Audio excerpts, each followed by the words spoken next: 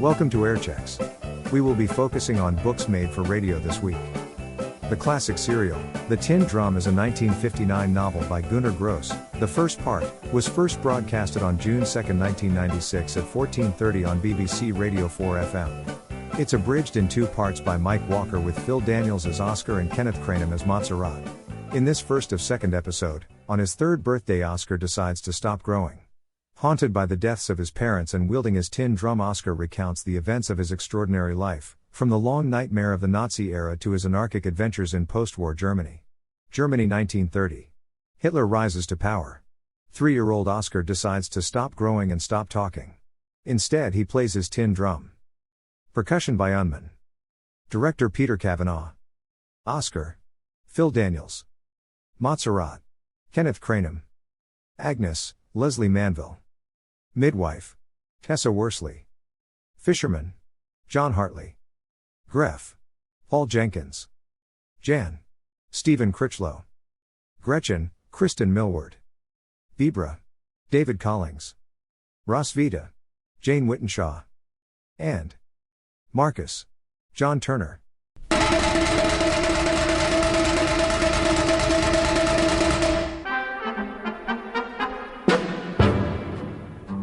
The Tin Drum, adapted for radio by Mike Walker, with Phil Daniels as Oscar, Kenneth Cranham as Montserrat, and Leslie Manville as Agnes. Episode 1, There Once Was a Drummer. Ladies and gentlemen, we present The Tin Drum by Gunter Gross, in which I, Oscar Montserrat, with only the aid of the aforementioned tin drum, will attempt single-handedly to rescue the past from oblivion. Granted, I am an inmate of a mental hospital. My keeper is watching me. He never lets me out of his sight. There's a peephole in the door, and my keeper's eye is the shade of brown that can never see through a blue-eyed type like me. And you, my friends, my very good friends, will you see through little Oscar? We will spend some time in each other's company, about 30 years and a world war by my reckoning. 2 hours by yours. I drum away the long days and ask all sorts of questions. For instance, I asked my drum whether the bedroom lights were 40 or 60 watt. Why? Listen. Alfred? Are you there? 1923, Danzig. My mother was filling blue bags with sugar in the back of the shop. Alfred! She scoops and fills and bends and... Hello? I was just serving Frau Scheffler, my dear. How are you? Not working too hard, I hope? Not filling the bags too full, eh? My father, Alfred Montserrat, he's an honest sort of chap. He never really underfills the bags. Oh, Alfred!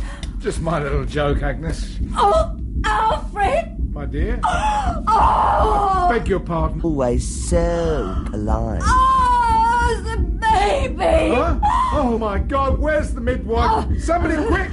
My wife's having a baby! Oh, Now, come along, Agnes. Quick, upstairs. So, up to the bedroom, mama on her back, skirts up, midwife in attendance, and I saw the light. 4 60-watt bulbs, to be exact. We finally separated, my pretty mama and me. It's a boy here, Montserrat. You have a A son. boy! He'll take over the shop when he grows up. Oh, Agnes, my love. Not that I wanted to leave the womb, mind you. Alfred, my dear. At last we know why we've been working our fingers to the bone, my love. Well, who does? I knew it would be a boy. Agnes. When Oscar is 3, he will have a toy drum. Oscar? What? Yeah, I like that. Oscar. I lay watching a moth dart between the bulbs, casting a huge shadow, its wings beating as if it had to unburden itself. Oh, look, a nasty moth. Alfred, my love, perhaps you could call Jan. He will want to know our good news. Oh, no visitors yet. Certainly not that Pole. Not in this house. Jan Bronsky. He will certainly want to hear the good news. But you will have to wait to hear more of Jan. Well, of course, my love. I will fetch him at once. Oh, such a big moth. Let me squash it for our happiness. Back in a moment, my love. Yeah. I have heard rabbits, foxes and dormice drumming, drummer boys and drum majors. I have heard brown shirts and jazz and the Berlin Philharmonic. I might even mention my own small efforts in the field. But that moth was my master. And as I lay there thinking, thus will it be for 60 or 70 years until a short circuit in the brain turns off the last light. It was only the moth drumming that stopped me expressing my desire to return to the womb at once. And the fact, of course, that the midwife had cut my umbilical cord. So, there was nothing more to be done.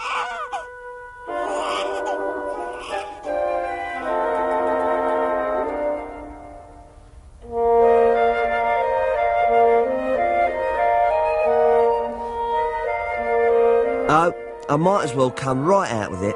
I was one of those clairaudient infants whose mental development was complete at birth, and after that merely needs a little filling in. So, I am born. But how did this come to be accomplished? A little confusing, huh? Well, that's the way it is with the past. Gets hazy. We forget. We invent. If you really want to know how it is, let's begin at the beginning.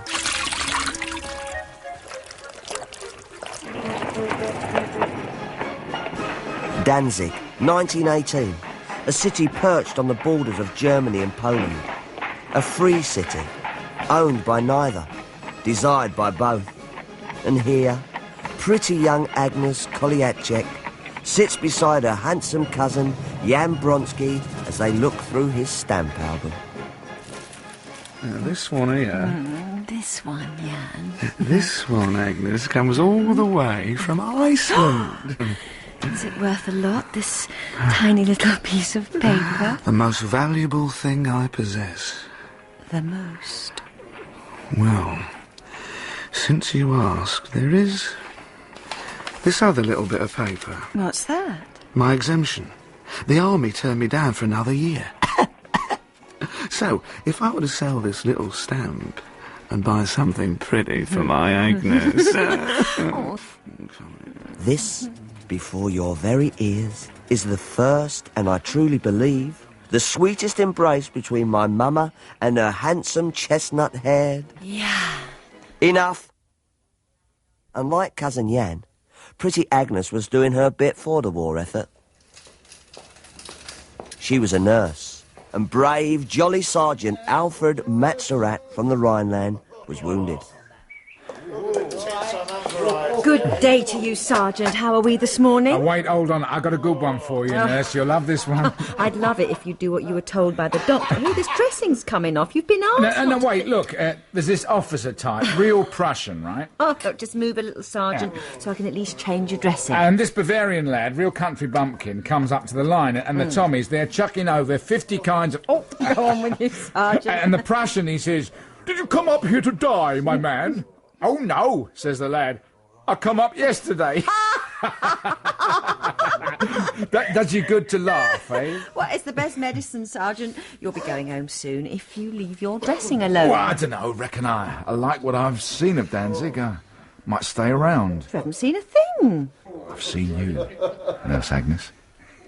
And then the Great War ended.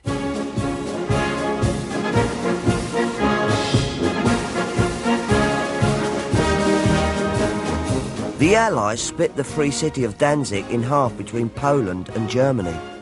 Alfred, safe and jovial, opened up his German shop whilst Jan, dashing romantic, opted for Poland the Free and joined the Polish post office.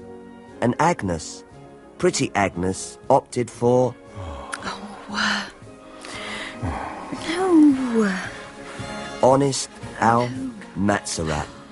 And Jan, he got married. Some sound the rebound. And others say that nothing changed at all between the cousins. As the years tapped and rapped their way, and I was born, as you know, to 60 watts and the sound of a moth, and in time arrived at my 3rd birthday. You remember, Mama, what she said? Just as I always promised, darling Oscar. So you did, my dear, so you did. He'll be a little soldier. Now let's put the string round your neck, my little man. That's it, son. Hold the sticks with a good firm grip and away you go. Oh. What did I tell you? A regular musician. Oscar will be a drummer.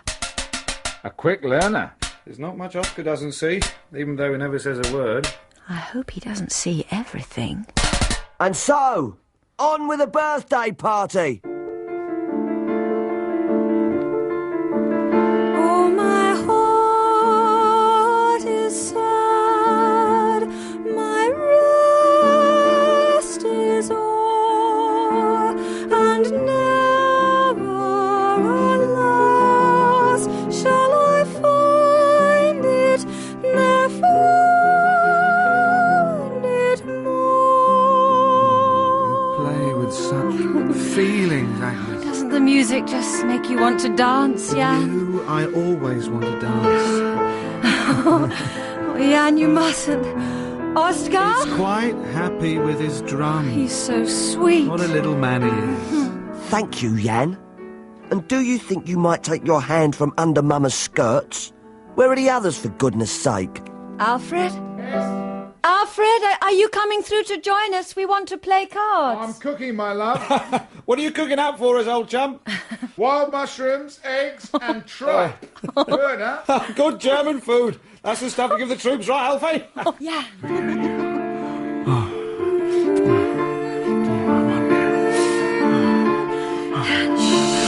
No, stop it. Vaguely improvising with my drum, I wandered out of the room, down the corridor, where I found the trap door to the cellar had been left open by Matzerat when he brought up some tinned fruit for the birthday party. Won't be long now. Have the Schefflers arrived yet? Not yet, my dear. Or the Greffs? Herr Greff says he's looking to enroll Oscar in his scout troop as soon as he's old enough. No, dear. Nobody's come yet. Don't worry things, old chum. A tasty dish needs care and attention. It was a moment before I realised what the trapdoor demanded of me. Of course, no harm must come to the drum. I went down the steps and placed it at the bottom and climbed up. 1, 2, 3, 4 steps. 5. No, not high enough yet for a decent bruise. 6, 7, 8, 9, and... Have I reached the bottom yet? No.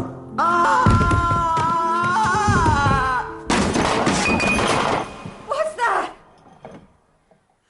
Alfred Matzerat, have you killed my baby?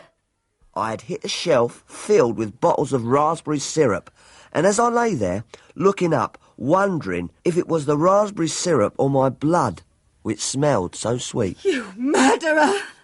You killer! How could you do it? Do what, my love? Leave the trap door open. I'll never forgive you with my little boy died. There, Agnes, please. It'll be all right. Oh. Shall I call my wife to sit with you? Please, calm down. Oscar! Oscar! What have I done? And so, with a single fall, not without gravity, but with its degree calculated by myself in advance, I not only supplied a reason for my failure to grow another inch, I also transformed our cheery, good-natured Matzerat into a guilty Matzerat. How could you? My dear! Never!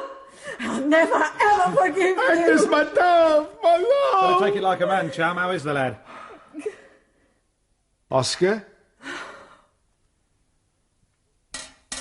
Thank God. My baby. Pure Danzig oak. On my first day as a drummer, I had given the world a sign of wonders to come. My fall brought me 3 months in hospital. When I was released, I stopped growing, and I began to drum.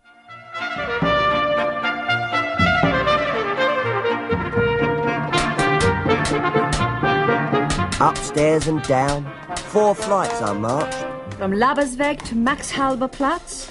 Thence to... Marienstrasse, Kleinhammer Park, Froebel Green. and back again, always drumming. Labersweg via the Polish post office. The drum seems to be standing up quite well under the strain. The local kids think he's a little bit strange, you know. Didn't bother me a bit. Well, you won't have to put up with it for long, old chap. Little Oscar will soon be right through the tin. Ah, sharp edges there, son. You cut yourself if you're not careful. Yeah. Have some chocky and give the nasty old drum to Papa. Nasty old drum? Yes. They wanted to take it away from me. Better give it to your papa, eh, Oscar? It's no good anymore, is it? You could have a sailboat. Or a kite. Come along now, Oscar. Give it to Papa. OK, you asked for it. Once again I knew, somehow, exactly what the situation demanded of me. I opened my mouth and emitted a thin scream of protest, which, quite suddenly, shattered the face of the clock. Oh, my God, the clock is broken. It was just the glass. However, since I started... Oh, my God! Oh, love of God, what's happening? The light bulb! 60 what? Oh, love of God, who's taking away this into the No, world? not the wine glass. Oh, yes! All right, you can keep the drum. After all is said and done, shards of glass are good luck. I decided that I would have to limit this new talent, since I was an admirer of fine glassware. However... I was passing by Sigmund Marcus's toy shop the other day, and I happened to see, in the window... Anything, please. A new tin drum, just like Oscar's. So what do you say, little Oscar? Shall we go and see Herr Marcus? It did gain the desired end. A new drum. I even took it to school on my first day, which also happened to be my last. It was all too big, and there was far too much glass around anyway. And Mama and Papa, well, they had tried, hadn't they? And their little 6-year-old Oscar, who hadn't grown an inch since his 3rd birthday. Trapdoor, you left it open, didn't you? Oh, my dear. You were in the cellar, weren't you? Oh, my dear. And so on. But if they and the big world decided to leave me alone, I was left with a little problem all of my own. How was I going to learn to read if I wasn't going to school?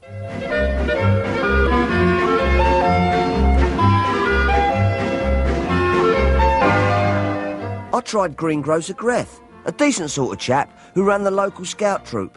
It seemed to me he might well have an interest in the education of a boy. I even left my drum at home as I ventured in amongst the cabbages and innocently picked up a magazine which featured half-naked youths who were, for some reason, chasing a ball round a beach, exhibiting oiled and glistening muscles.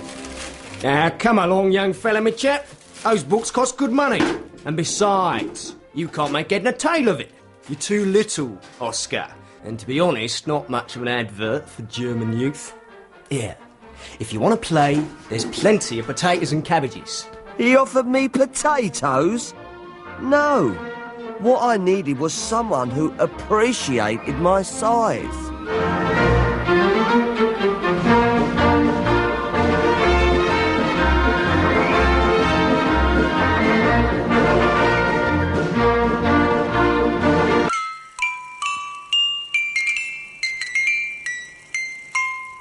Oh, what a little sugar plum baby. Oh, won't Gretchen just love you to pieces, you sweetie pie, you lovely, lovely little sugar baby boy. Gretchen Scheffler.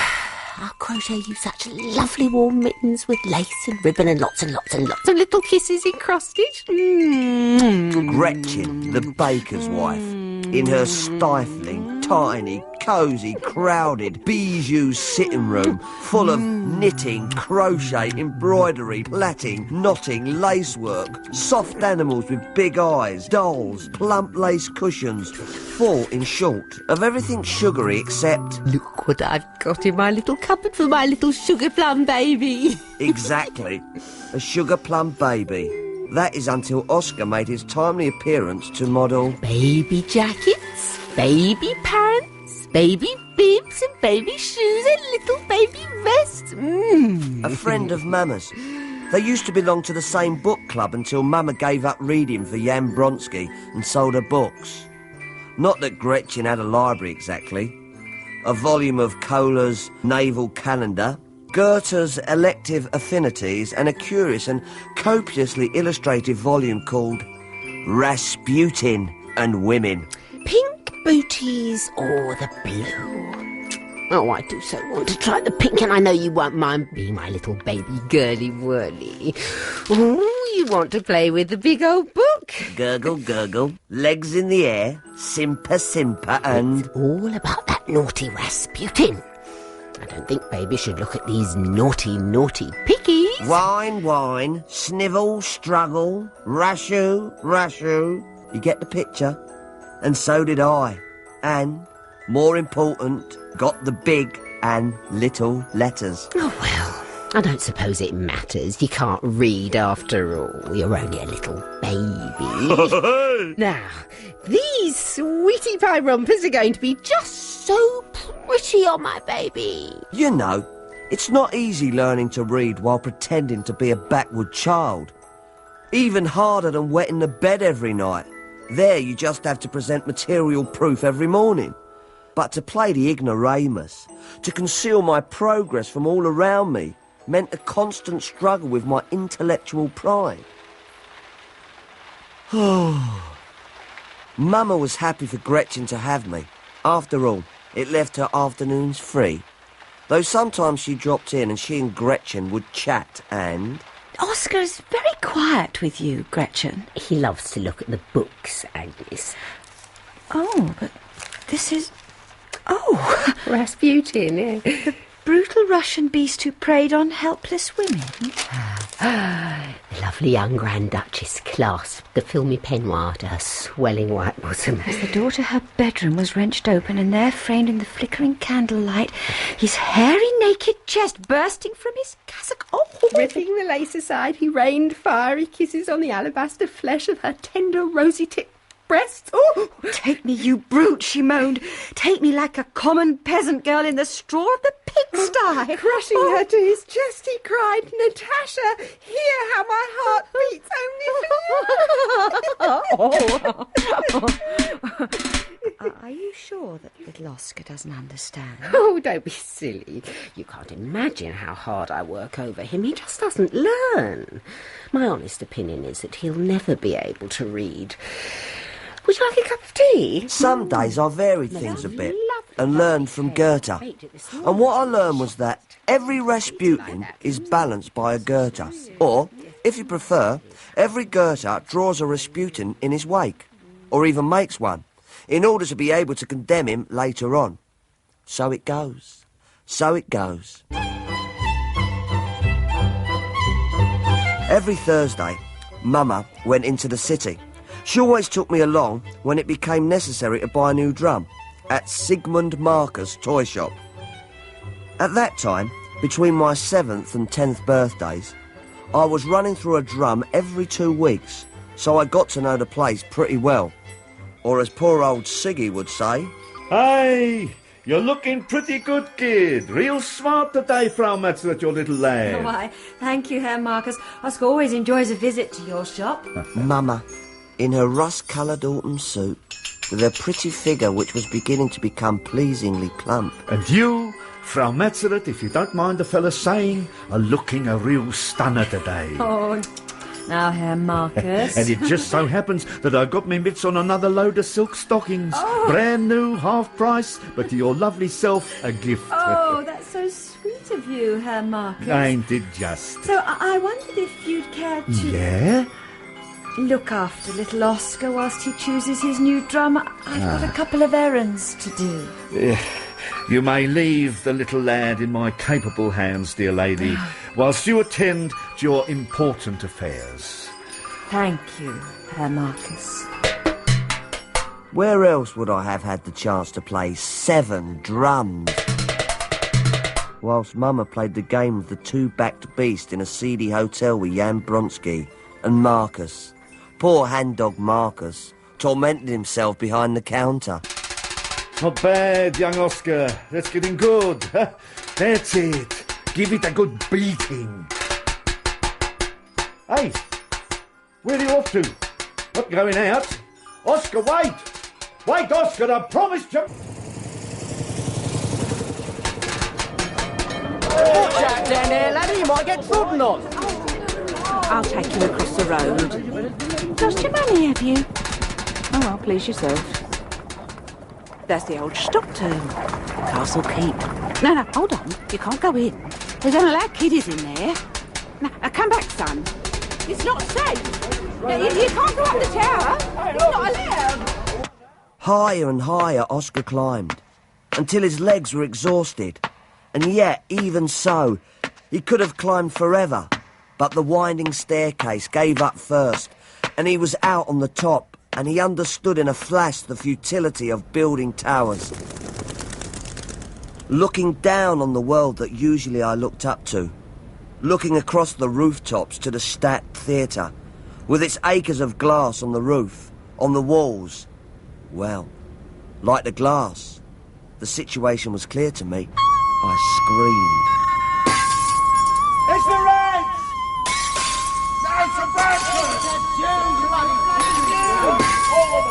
The admirers of my art made no particular impression on me.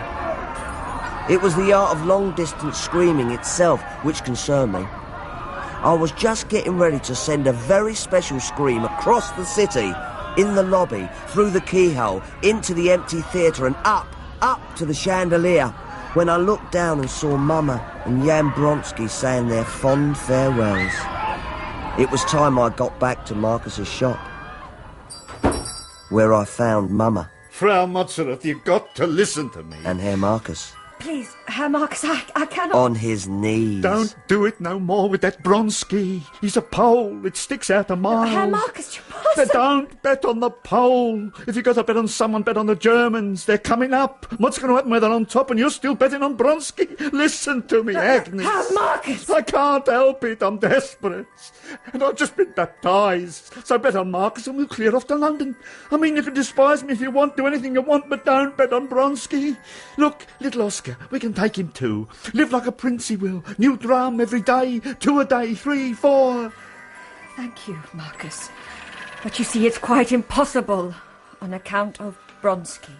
Yeah, that's what I reckoned all along.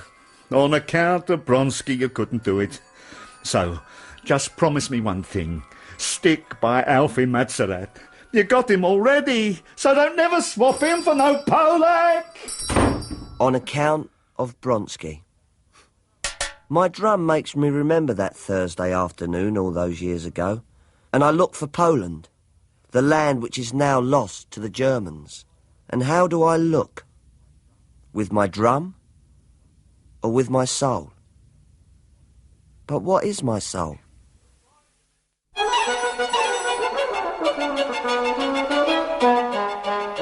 And now, well, I can't put it off any longer. It's simply no good turning over in my bed, shutting my eyes and listening to the cries of the other lunatics. It is time to introduce the master, Bebra. The circus. We went, Mama, Papa, Uncle Jan Bronsky, his wife and their children. Oh, didn't I mention the fact that Jan had 2 kids? Well, he never did, so why should I? We saw acrobats and lion tamers and strong men and clowns. Bebra, the musical clown who played Jimmy the Tiger on empty bottles and directed a group of Lilliputians. Yes, a man barely 4 inches taller than I was. A man. A clown. We met. We had to meet, of course, after the show, when I became detached from Mama and her 2 cavaliers. He was in braces and slippers, carrying a pail. Our eyes met as we passed. Will you take a look at that? Nowadays, it's the 3-year-olds that decide to stop growing. Huh. Can't cut your tongue, young man? Well, my name is Bebra, directly descended from Prince Eugene, whose father was Louis XIV. On my 10th birthday, I made myself stop growing. Oscar Matzerath. Well, my dear Oscar, I'd say you're 14 or 15 or maybe 16, am I right? I'm 9.5. You don't mean it. Well, and what about me? How old do you think I am? 35. Flatterer! Haven't seen 35 in a good few years. In August, I shall be 53. I could be your grandfather. I liked your act, Bebra. I thought it was funny, and I liked the music too. I thank you, Oscar. I can do tricks. Can you now? See those coloured light bulbs? Yes.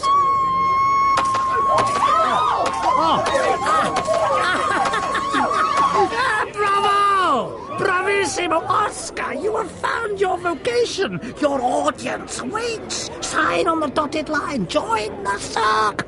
Not me, Mr. Bebra. I just want to watch. My dear Oscar, believe an experienced colleague. Our kind has no place in the audience. We must perform. We must run the show. If we don't, it's the others who'll run us, and they don't do it with kid gloves. They're coming. They will take over the meadows where we pitch our tents. They will organize torchlight parades. They will build rostrums and fill them, and they will preach our destruction. Take care, young man. Always to be sitting on the rostrum and never to be sitting in front of it. Oscar! They're looking for you, my friend. We shall meet again. We're too little to lose each other. Little people can always find a place, even on the most crowded rostrum. And if not on it, then under it. So says Bebra. Farewell. Oscar, where have you been? Caused us quite a turn, son. He's been with the midgets. And that gnome kissed him on the forehead. I hope it doesn't mean anything. What a funny little chap. No, I'm sure it didn't mean anything. It meant a good deal, that kiss. He was right. The era of torchlight processions and parades past rostrums had begun. I took Bebra's advice.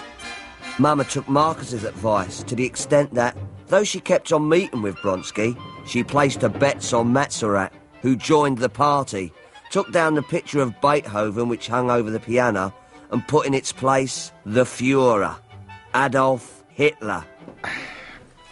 These boots be the death of me. Let me help, Alfred. You mustn't be late. Of course.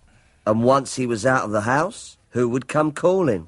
I'll take little Oscar. You know how he loves the drummers of the Hitler Youth. Puh!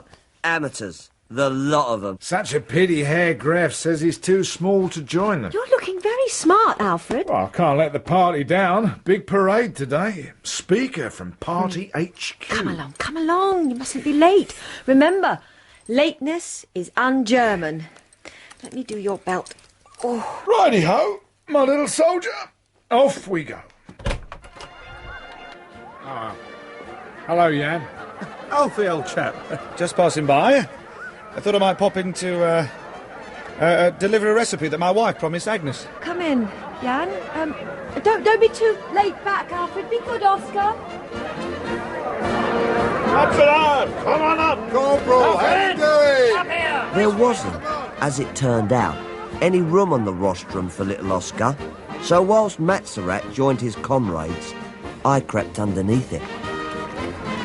I sat with my eye to a knothole watching the crowd, waiting with them for the parade. Company! What? For the Führer! For Germany!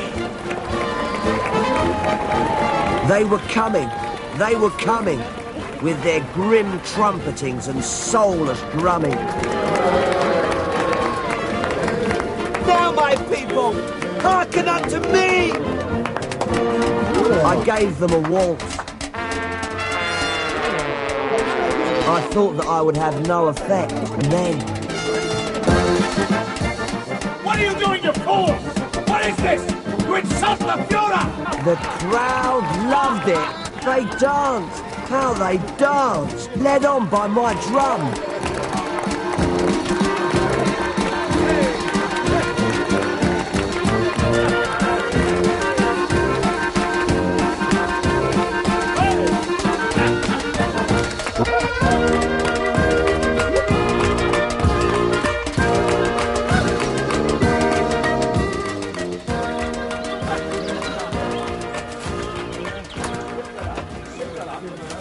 Keep looking, lads. If there are communist saboteurs hiding anywhere, I want them found, and then we'll kick the crap out of the scum. Insulting Germany, the filth. Corporal Maxrut, what are you doing? I thought you'd gone home. Sergeant Greff, I'm looking for little Oscar. You haven't seen him, have you? I haven't got time to look for infants. Here. You don't think the Polacks had anything to do with the disruption? The Poles? Yeah, shifty load of bastards. The sooner we kick their asses out of Danzig for good, the better. Don't you worry, Maxrut. The Fuhrer's got their number. Come on, lads. Let's find the bastards. Oscar! Oscar! Where have you got to, son? I should never let you come. When we got home at last, there was meatloaf with boiled potatoes and red cabbage and chocolate pudding with vanilla sauce. On the whole, it was a, quiet afternoon. And you, my love? Oh, quiet, too. Did, Jan stay for long? No, not long. I was chatting to Sergeant Greff about the Polish question. Is there a Polish question, Alfred? People seem to think so. Oh, what people? Just people. Well, maybe they should mind their own business and leave the Poles alone. What? Some people say. I just pass it on for interest, my love, that the Poles should leave Germany alone and stop trying to take what does not belong to them. Danzig is divided between Poland and Germany. Everyone knows that. Greff says that Danzig may have to decide what she wants to be. And sooner rather than later. Oh, those Nazis! The atmosphere was heavy, until a refreshing storm broke with a fine drum solo of hail. Was I influenced by Bebra? Do I consider myself a freedom fighter because I disrupted a few Nazi parades? Did I wish, as my little master suggested, to stand upon the rostrum in front of the crowd? Or in dark doorways on city evenings? Well, everyone knows that evil always lurks in dark doorways. Though I say that I never had any desire to tempt, rather to help my fellow citizens to know themselves. See? A dark street, the magic surface of a shop window, glowing in the darkness, and passing, shall we say, a gentleman who pauses, looks in the window at a ruby and gold necklace nestling on black velvet, and Oscar sends forth his softest cry, and makes a hole through the magic glass, just big enough for a hand holding a necklace. Will he? Won't he? And the others who passed my dark doorway in those years of 1936 and 7, who paused as circles of glass fell from windows, who found the way open to a silk burgundy necktie, a box of Monte Cristo, pearl earrings, or a jewelled mirror, would they succumb? The insurance companies found themselves under considerable pressure. So did little Oscar when Matzerat looked at him in that knowing way, and Mama said, "It's the fault of that dreadful midget who kissed Oscar on the forehead. I knew no good would come of it." And yet she accepted the gold and ruby necklace from too handsome Jan Bronsky, though she only ever wore it for him, and perhaps sometimes for me. And as for their questions, I just drummed and drummed and...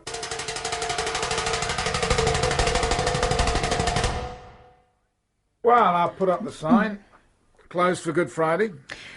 So, what are we going to do with ourselves? We should go to the seaside for the day. Well, what about your wife, Jan? Oh, she's gone to see her mother, so I have the day free. My treat. We'll take the tram and get some sea air. Agnes is looking distinctly peaky. You're not looking after this wife of yours, Alfie. Are you ill, my love? I'm fine. Though a day by the sea would be nice, blow away the sad thoughts. Sad, my love? Oh, I don't know. Somehow I feel gloomy. Sea air's what you need. Oscar, drum us to the tram stop, my little soldier.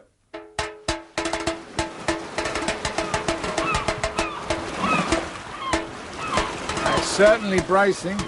Mama wore a light blue spring coat with raspberry facings. Careful, Agnes. She had trouble walking in her high heels on the uneven ground. Jan took her arm. So what's that chap over there doing? Matzerat unbuttoned his shabby old overcoat. Is he fishing?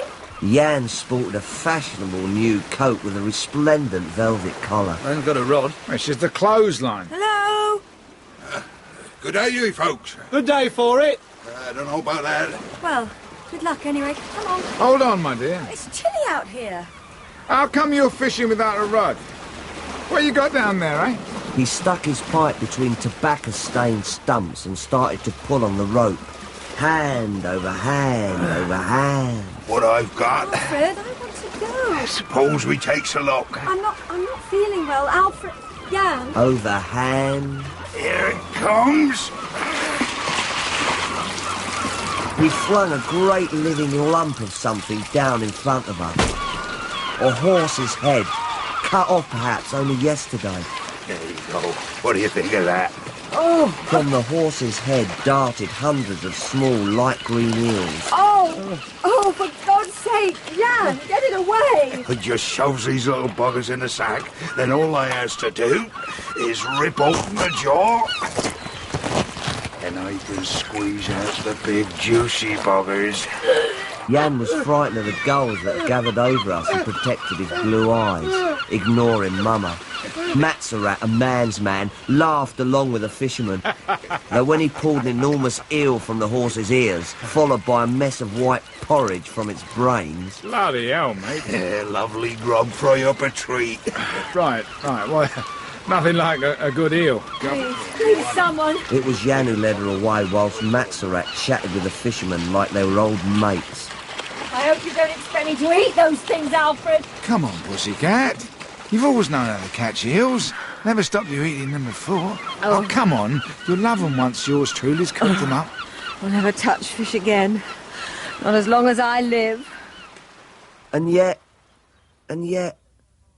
Good Friday was hardly over before Oscar's Passion began, and, exactly 2 weeks after Easter, Mama began eating fish, devouring fish in such quantities without a thought for her figure, that Matzerat said, For goodness sake, stop eating so much fish. Nobody's making you do this, my dear. I don't want you to do it. She started at breakfast on canned sardines. 2 hours later... 1 sack sprats. For lunch... I want fried flounder with mustard sauce. Halfway through the afternoon, it was out with a can opener. Eels and jelly, roll-mops, herring. And if Matzerat refused to buy any more fish... Here, I got some smoked eels when I was out. And that was it for our appetite, as she ate every bit, scraping the last particle of fat from the inside of the eel's skin with her knife. Well, what is it with you? Maybe you're pregnant or something. Don't talk nonsense. Oh. And when I saw Mama and Jan sitting together on the sofa, I was struck by Jan's tear-stained eyes, and an emptiness in her which could only be filled by enormous quantities of fried, boiled, preserved, or smoked fish. And then... Oh, for God's sake, why didn't you want the child? What does it matter whose it is? Or is it all on account of that bloody horse's head? I wish to God we'd never gone. Can't you forget it, Agnes? I didn't do it on purpose. The doctor spoke of jaundice and fish poisoning. And, well, she is in her 3rd month, Herr Matzerat. Will she? We just don't know. Oh, God. Agnes. She tried to make her visitors happy, but she showed a face devastated by pain and nausea, and she could not stop herself vomiting until there was nothing left to come from that wasted body except the last bit of breath.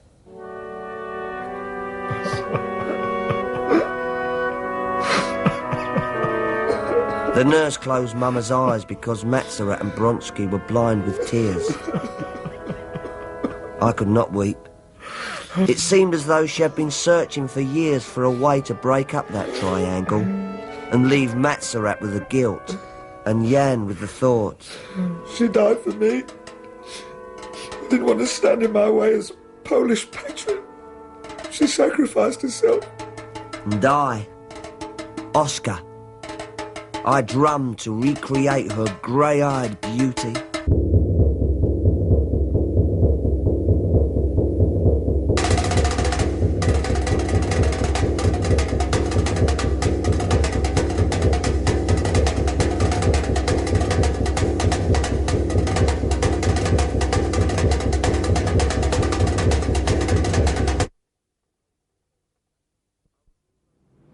I was almost 14. I loved solitude. I used to walk around the city carrying my drum as usual, but drumming with care. Now that Mama was gone, the supply of new drums had become problematic. It must have been the summer of 38. I was passing the Four Seasons Cafe when who should I see but my old friend and master, Deborah. My dear young friends, how long is it? 4 years? Come and join us at our table. If you don't mind. Allow me to introduce my lovely companion, Rosvita Raguna, the most celebrated somnambulist in all Italy, a jewel in miniature. Very pleased, Senora. Oh, look at the midgets, aren't they cute? The pleasure is mine, Oscar. Bebra has spoken of you. But you don't seem happy, my little glass killer. What's wrong? Is the glass unwilling, or has the voice grown weak? Not at all. The window there, the big one. No, friend Oscar. Let us have no more destruction. I wasn't thinking. I'm so sorry. But you are still sad. My mama died. She shouldn't have done that. They say a mother sees all, forgives all, but that's just not true. To Mama, I was never anything other than a gnome. She would have got rid of me if she could, but she couldn't. Kids, even gnomes, are marked on your papers. Besides, I was her gnome, and to destroy me would have been to destroy part of herself. So sad. She must have said, it's either me or the gnome, and I am here.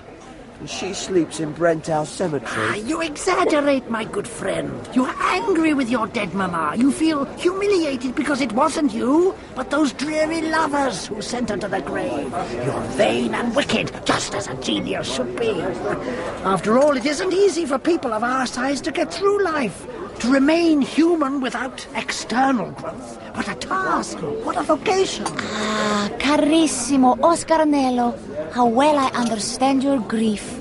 Come with us. Visit Milano, Parigi, Toledo, Guatemala. Could I? Is it possible? Rosvita will be your mama. Rosvita can see into the very soul. I see and... Oh, Lord save us. God save us from... Oh. What is it? What is wrong? Your genius may be divine, my friend, but I fear the diabolical elements have confused Rosvita. You have within you a violence which even I, Bebra, descendant of Ebros, find... But join us all the same, if you wish. With a little self-discipline, you shall be able to find an audience even under the present political conditions. Does this mean that you no longer stand on the rostrum? That you are in the audience too? I have failed. How can I be your teacher when language itself has been taken over by such as Joseph Goebbels and Herr Hitler? How filthy these politics are. Then, goodbye. We shall meet again. People like us don't lose each other. Forgive your fathers, Oscar. Farewell. Farewell.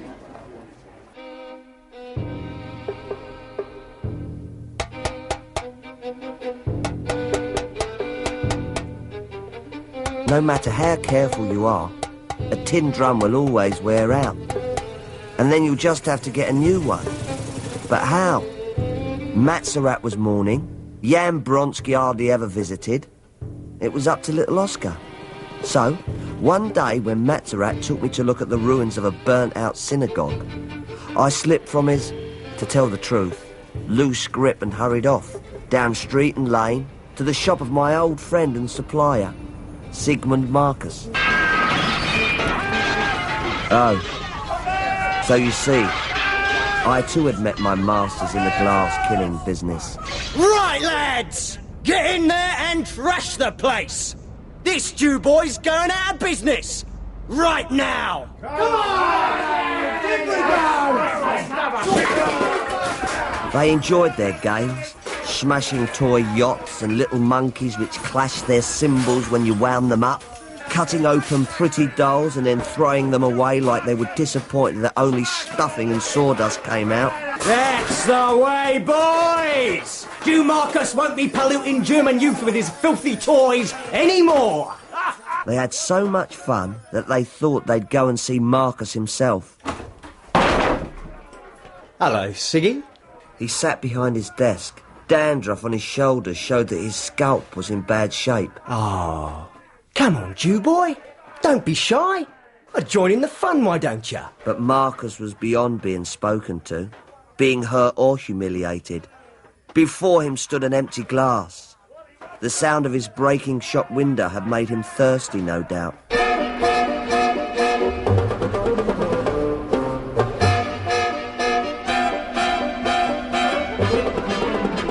I drum seldom, and only in cases of absolute necessity. But by summer 39, the object which hung against my belly was a pitiful wreck, rusty and full of gaping holes. The red and white lacquer nearly gone. The sound? I simply had to get another drum. So I waited for Jan Bronsky outside the Polish settlement. I waited for days and weeks over that summer of 39. A ragged-arsed 3-year-old with no one to take care of him now. Until... Oscar, what on earth are you doing here? Got a message from Atzerat? Well, he knows we can't meet up anymore, the way things are. No, it's not that. I looked up at him, and he saw in my eyes, his eyes, and Mama's eyes. And then he saw my drum. Well, well, my little soldier. Looks like your drum's been in the wars too. You want it mended? Is that why you've come to see your old Uncle Jan, eh? Well, I know just the man for the job. At the post office, that's right, where I work. Our janitor Kubiela is tops at this kind of job. He'll have it right again in a jiffy. Come on. As we crossed town, we passed little groups of Home Guards and SS men, and in front of the post office, for some reason we couldn't work out, there was a whole group of them. Come along, Oscar, my boss is up there in the post office.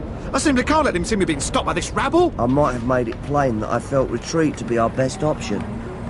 The SS might have been a lot of things, but they were deadly serious. Come along, hurry up, let's get inside. So, you've decided to join us, Jan. A few of the men reckoned you wouldn't want to get your shirt cuffs mucky doing anything so inelegant as actually fighting for Polish freedom. What? Resisting Nazi aggression. What do you mean? We are about to declare our independence. Oh, God. Oscar, what have you got me into? Come on, soldier. You are now. Steady, men. Keep up a regular fire. Remember, we are Poles. I was lost in the confusion. For days, nights I wandered, whilst they fought, and Jan Bronsky, I'm sorry to say, kept his head down and his hands over his bright blue eyes. However, at the back of a shelf, in a room at the top of a building, dislodged by a shell, Oscar found a brand new tin drum.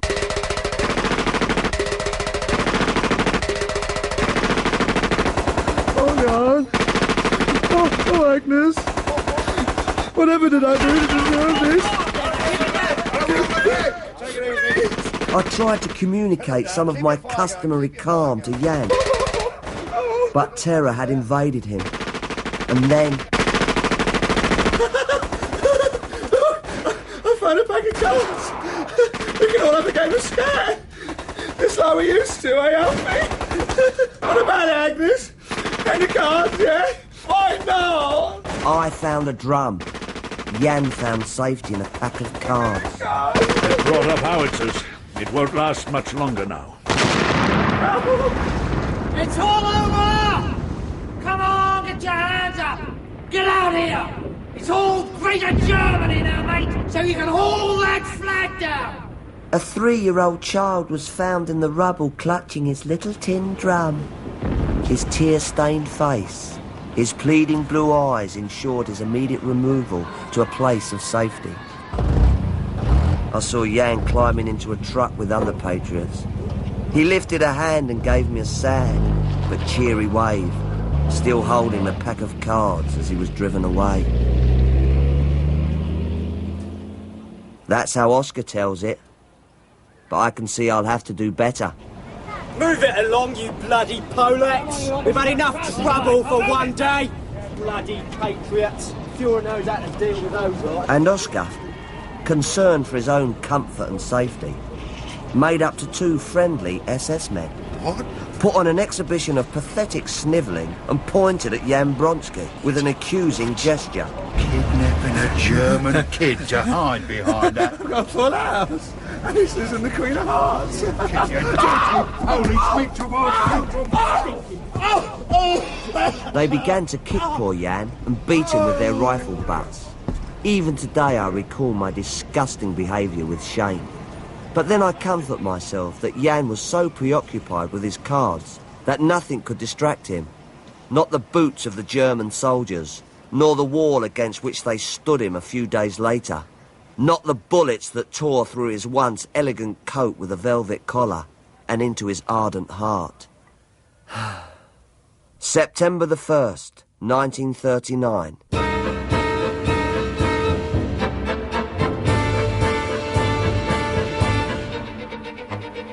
Even when I am most sorry for myself, I cannot deny it.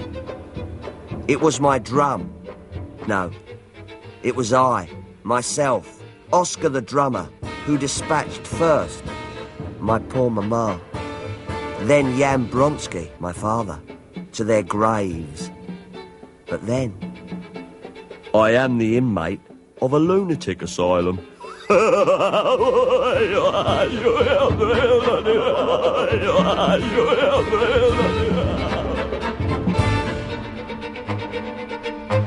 In episode 1 of The Tin Drum by Gunter Grass, Phil Daniels played Oscar, Kenneth Cranham, Matt, and Leslie Manville, Agnes. Stephen Critchlow was Jan, David Collings, Bebra, and Jane Whittenshaw, Roswitha. John Turner played Marcus, Paul Jenkins, Greff, and Kristen Millward, Gretchen. The fisherman was played by John Hartley and the midwife by Tessa Worsley. Other parts were played by members of the cast. Percussion was by Unman.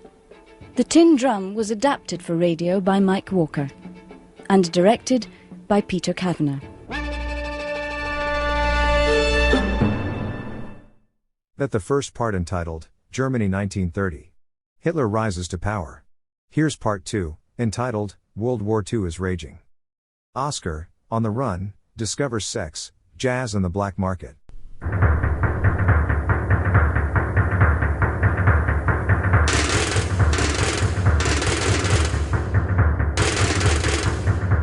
The Tin Drum by Gunter Grass. Adapted for radio by Mike Walker. With Phil Daniels as Oscar.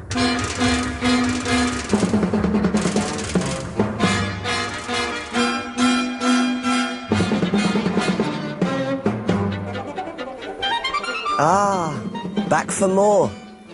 Want to find out what happened to Oscar, the little boy who wouldn't grow tall and started drumming instead? Well, after the Second World War started, he joined the travelling troupe of Bebra the Dwarf, entertaining our brave lads on active service.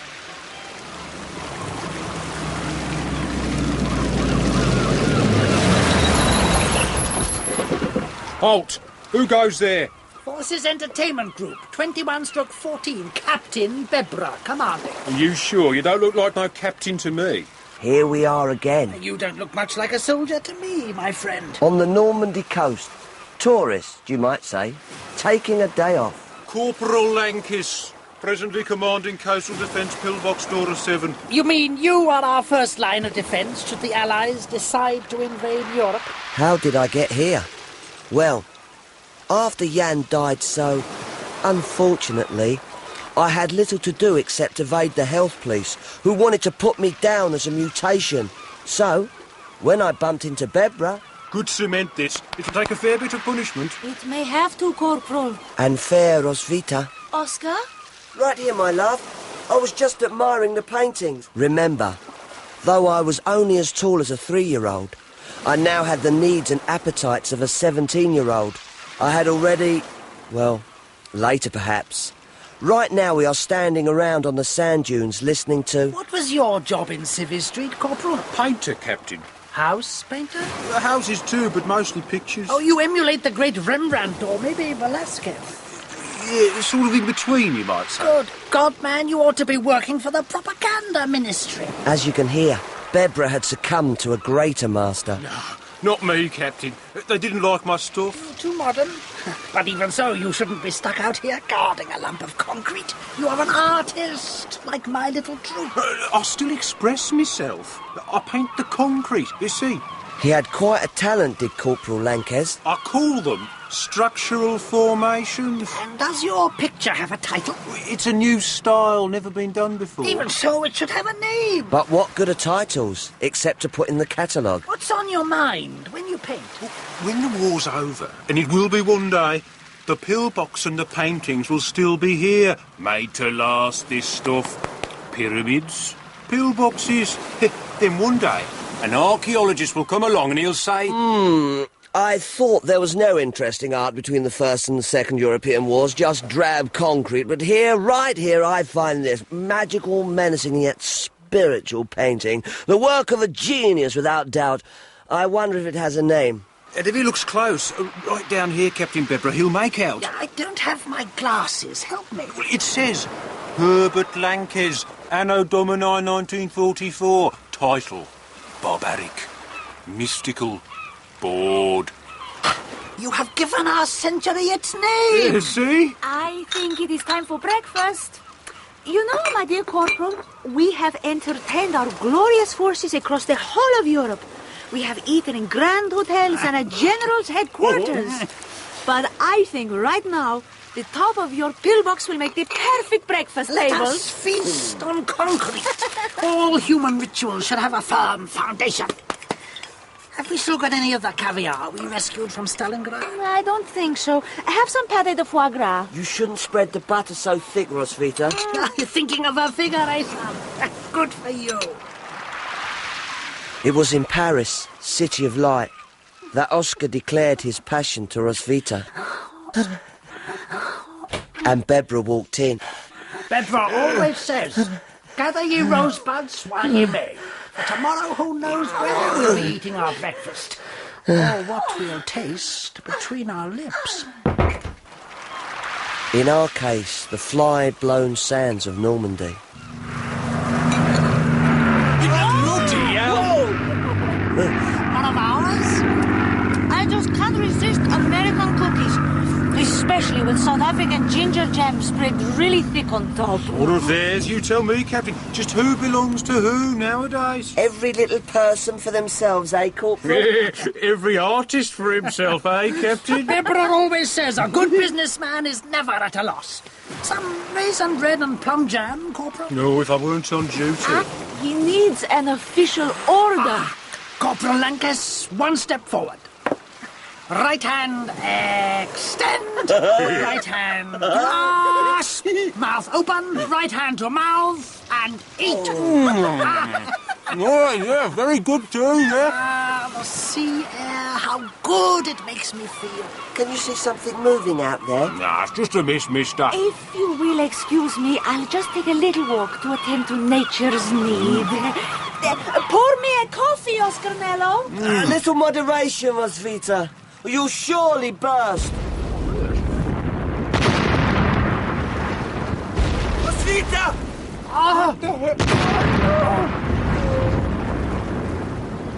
So, on the eve of the invasion, we sat eating breakfast. And Roswitha, who attended to nature just as the guns of the British Navy attended to her. I only know you measured 3'4", that the Mediterranean spoke from your lips, that you smelt of cinnamon and nutmeg, and that you should have gone before leaving the hotel. We headed for Berlin, and our last performance before the troop disbanded. We dwarves and fools have no business dancing on concrete made for giants, Oscar. If only we had stayed under the rostrum where no one could see us. We'll meet again. He kissed me on the forehead, and I went back to Danzig to my heartless mistress Maria and my son Kurt, who was coincidentally on the eve of his 3rd birthday. Ah, didn't I mention Maria and Kurt? Well, I did warn you that I'm an inmate of a mental institution, and anyway, who knows what to believe nowadays? Oh, all right. You remember Masserat? Good old Alfie. All on his own now that lovely Agnes and trusty Jan had gone and left him. I'm sorry, Mrs. Griff. That's the ration. The winter relief fund for our lads in the east must come first. He decided he needed some help in the store. Candles, Frau Scheffler, not for money nor love. And so he employed Maria Truczynski. Oh, surely, Herr Alfred, we can find one little candle. 17 years old, pretty as a picture, shop assistant and housekeeper. Oh, I can dig something out, I suppose. Which duties included, naturally, tubbing and preparing little Oscar for bed. Don't you get dusty? That drumming all day long, little man. Exactly. As I realised, and she didn't, I was a little man, only a couple of years younger than she was, standing naked, being washed down by a lovely girl.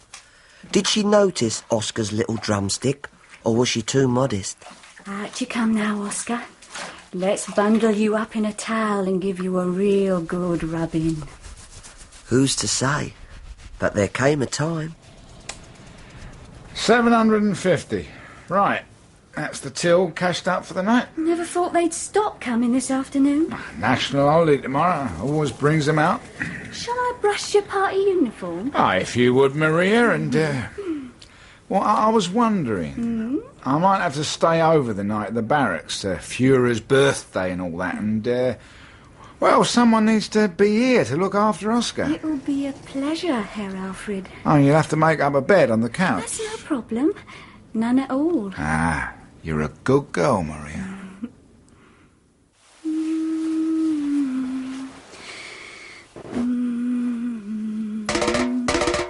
Oh, Oscar!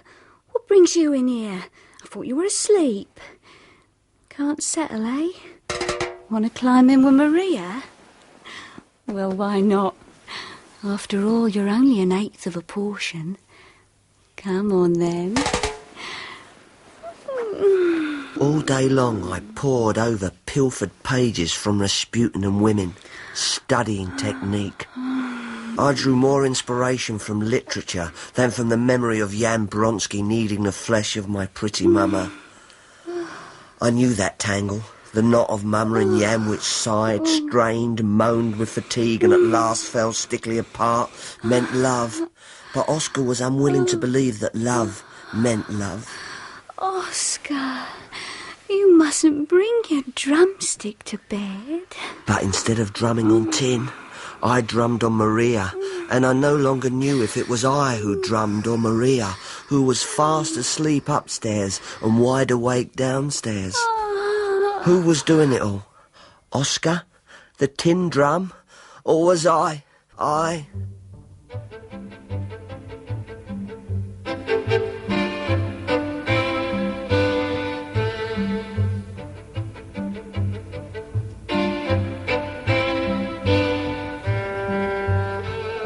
Today is visiting day at the asylum. I'm expecting Maria.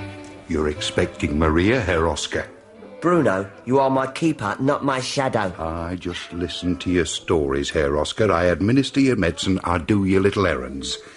After all, you're not a lot of trouble compared to some we've got in here. They're what I call real murderers. Just see if she's arrived, Bruno. As you say, Herr Oscar. Within 2 months it became obvious. Maria was pregnant. I was going to be a father. I am convinced of it. I mean, that business with Matsurat was later, much later. Oscar was upstairs with his drum. He came downstairs with his drum. He opened the sitting room door, just enough to peep through. They hadn't even undressed properly. Old Matsurat's drawers were round his knees. Maria's skirt was under her armpits and her knickers were hanging from one ankle.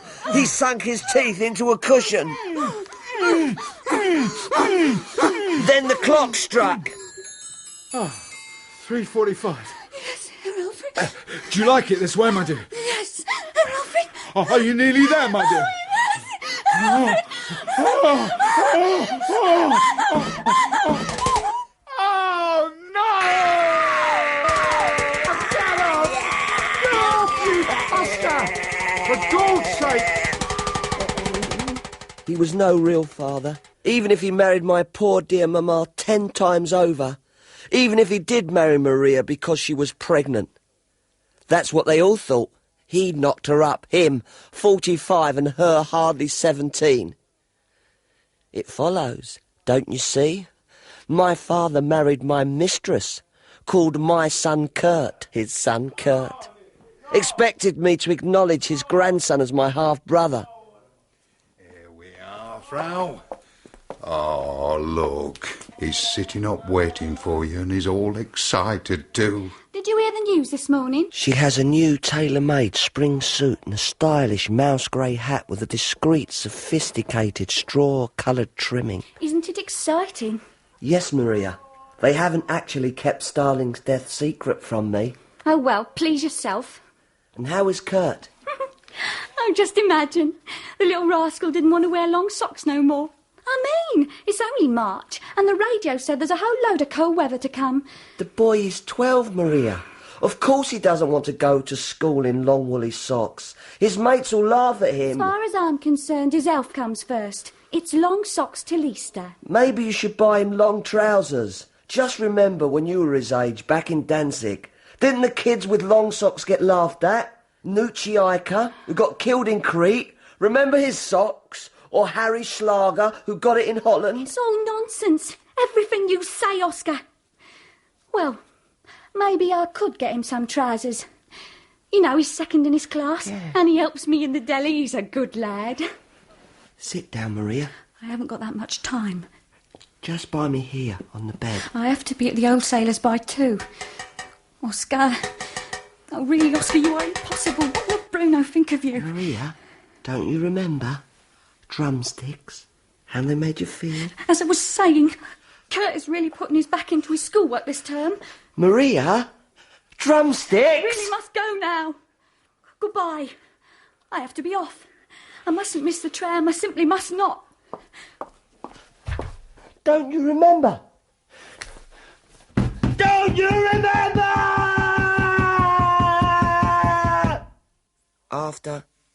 After Matzerat got me off his back and he and Maria had dressed and he'd gone off to the shop, little Oscar tried to make things up with his mistress. Sorry, Maria.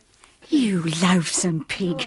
You vicious little midget. You crazy gnome. You ought to be chucked in the nut house. Do you hear me? I opened my mouth and prepared to scream every piece of glass in the house to splinter. Ah, eat that. She shoved a cushion in my mouth, so I did not scream. I opened the gates of my heart to a hatred so deep-seated that to this day, whenever Maria comes into the room, I feel it between my teeth like that cushion. I lay there on the couch, crying from hate and love, which turned to leaden helplessness and would not die.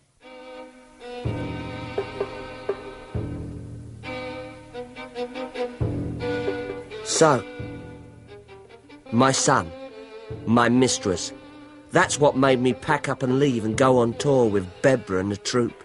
And that, my son, my mistress, is what I returned to after my holiday on the Normandy beaches.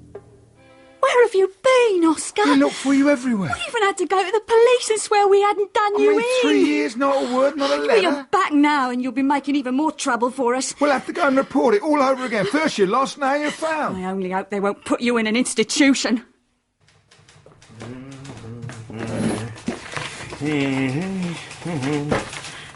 How old? Near enough 20. Dwarf. Congenital idiot. Well, we in the social services can help you, Frau. You can? That's what we're here for. Just hand little Oscar over to us and we'll sort out all his problems in the time it takes to stick a little needle in a little arm. All his problems? Just sign here, Herr Matzerat. No, absolutely not. I promised my wife on her deathbed I'm his father, not the Board of Health. It's up to you. We'll just send you a little reminder in case you change your mind. Say, every couple of weeks. Come along, Oscar, we'd better be off. More trouble than you're worth. No, never. I mean, Kurt will be glad to have his little brother back, and just think, it's his 3rd birthday tomorrow. In my own infancy, Matzerat had chosen me as his successor in the family shop. And now, on my son's 3rd birthday, I chose him as my successor. I gave him a brand new tin drum. Oh, thank you, Papa. What a life we shall have, Kurt. You and I, drumming side by side. I will tell you, my son, of your grandmama. Yes, tell me, Papa. Your lovely, soft-hearted grandmama who died of eating eels. Eels, Papa. And who is the smart gentleman who holds her hand so tenderly? Why, son, I would lie. That is my father, Jan. What really happened? We stood face to face, and I gave him the drum, and then I gave him the drumsticks, and he took them, and he began to play. Me, beating me to the ground. As I lay there bruised in agony, he destroyed the drum itself. He refused to recognise me, either as father or even half-brother. Oh, Kurt, you mustn't bully your little brother. It isn't Oscar's fault. No doubt about it. Things were going to have to change, which wasn't, when you think about it, that unlikely by the middle of 1945. Bombing raids and even long-range artillery fire from the advancing Russians. No wonder everyone was leaving, and from the linden trees along the streets of the city hung the thin, wasted bodies of soldiers and home guards with little cardboard signs pinned to them, stating that they were traitors to the fatherland. I've carried everything from the shop down into the cellar. How close are they, Alfred? Don't do that! Very close. They've taken the heights. They're firing down at the old city. I can see fires, hundreds of them. What had taken 700 years to build burnt down in 7 days. Oh, God save us! I should be out there, Maria, helping the firemen. No, Alfred, you're too old. Think of Kurt. Think of Oscar. They're hanging men who shirk. Shirk? There's nobody left to do anything. They'll broadcast instructions. Turn the radio on. We must die. Do it, Maria. Oh, my God. Nothing beyond the sounds of emptiness. We must go down to the cellar, Alfred. The cellar where it had all begun, where it might all... Get Kurt, some blankets, I'll gather food, and don't forget Oscar.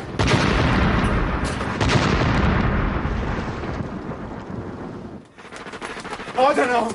I just don't know. I don't know what. What happened? Well, I reckon it was pretty bloody obvious what happened. We just lost the war. Oh, I don't know. He never seemed such a bad fella, old Adolf. Army man. I did his time in the trenches. It's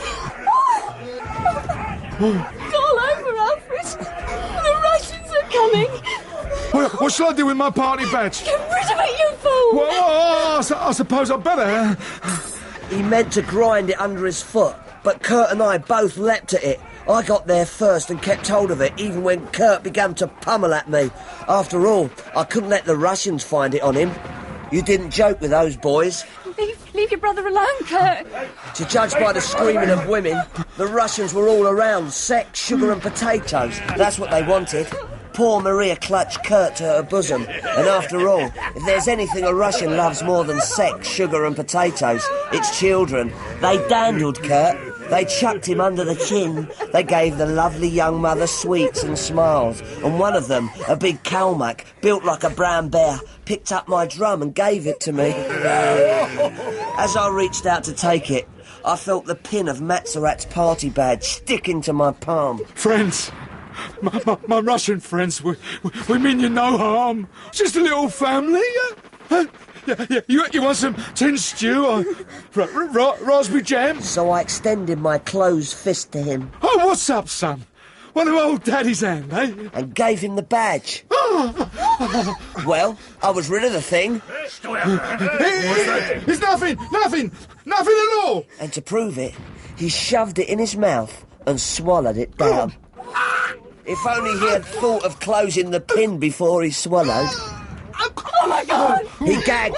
His face went purple. His eyes stood out of his head. He coughed, cried, choked, tore at his throat until finally the Russians got thoroughly fed up, put me and Kurt down and emptied a magazine into him. Then they cleared off.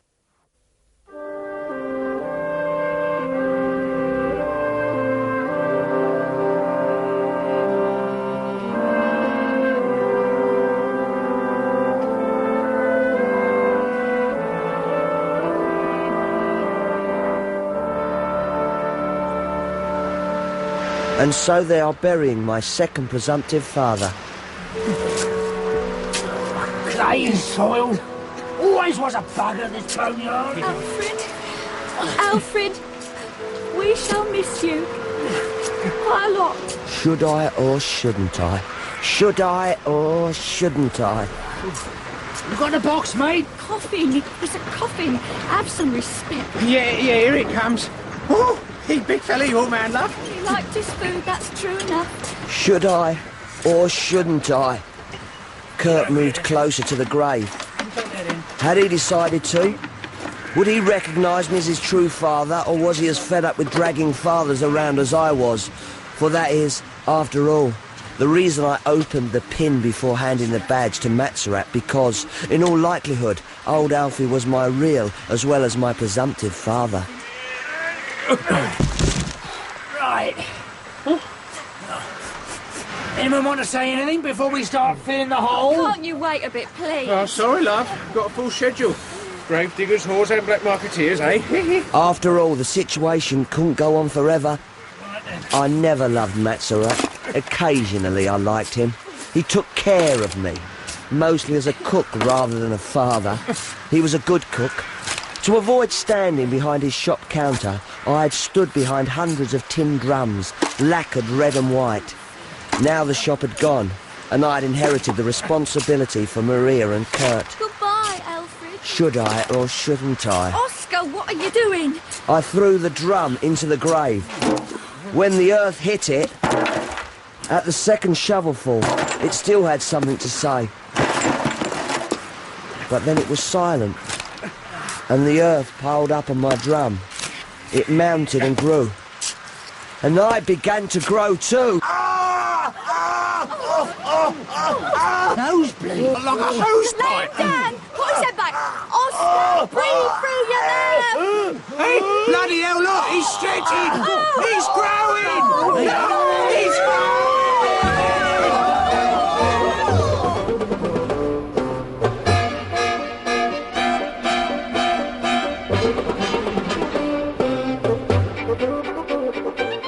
Mr. Matsurat, you haven't touched your breakfast jam. I don't like jam, Bruno. You know I don't like jam. Every morning you bring me jam. I can't bear to look at jam. I can't stand the smell of jam. Just tell me how tall I am, OK, Bruno? But it's strawberry jam. Would you kindly measure me, just to be sure? OK. Still 4'1".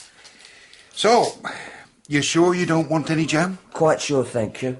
Well, I'll get rid of it then, shall I? Is Oscar really so tall? Almost too big for a dwarf, a gnome, a midget. Until I was 21, I was 3 foot. It was only when the stone hit me at Matsurat's funeral that I began to grow. Stone? So I was standing by the grave looking down, holding a drum in my hands, when a stone flung by my son Kurt hit me, slap on the back of the head. I dropped the drum, in the grave, made a leap for it, only the old grave digger grabbed me. My nose started bleeding, and I started growing. Well, that's the story. Stopped at 3, started again at 21. A fall and a stone, and I grew feverish. All my joints started swelling. Dreams, mad, crazy, frightening dreams surrounding me day and night. I don't know, Frau Matsurat. If this swelling moves from the joints to the brain... Well, what can we do, Doctor? This place is finished. He'll be finished if you don't get out. Where shall we go? To the west. Go to the west, Frau. Well, I've got a sister. Lives in the Rhineland. And my husband's folks came from that way too. Go now or go soon or don't go at all. Well, we would mean selling the shop. And what's left of it, leaving everything. There's a refugee train on Saturday. Oh. I have another patient who's going on it. Only cattle trucks with a bit of straw on the floor. But in a few more days the Ruskies will close the border. A new life. We'll do it. Excuse me.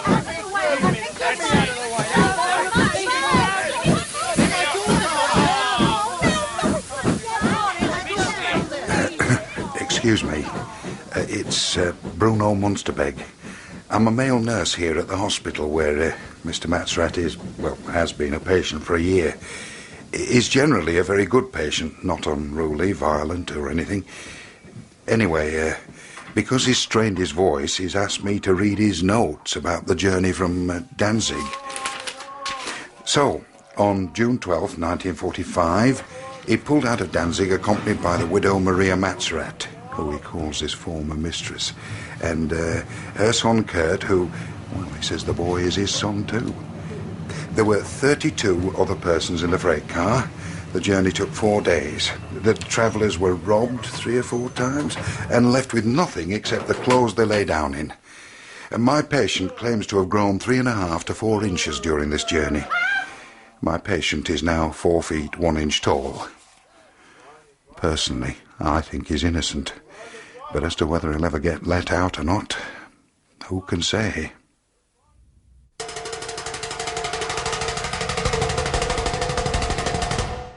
Dusseldorf, 1948, the West, the future.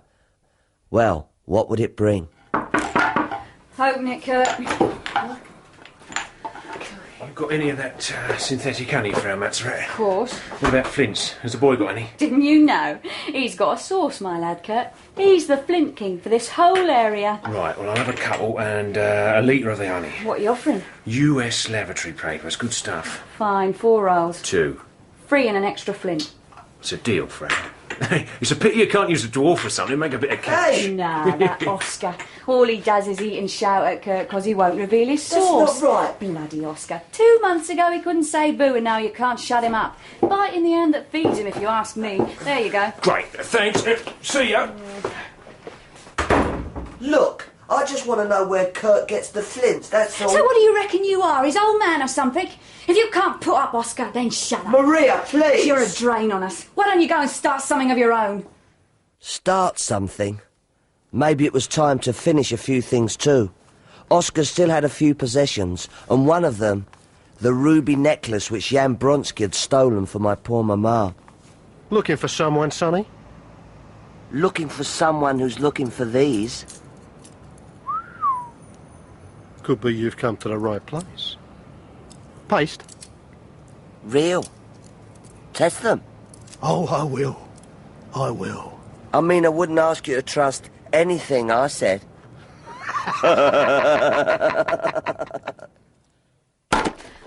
Where have you been? What have you got? 1 leather briefcase and 12 cartons of Lucky Strike. It's a fortune. Now we can really operate. Kurt, come through and see what Oscar's... This is for you, Maria. I too have a source. I can get more.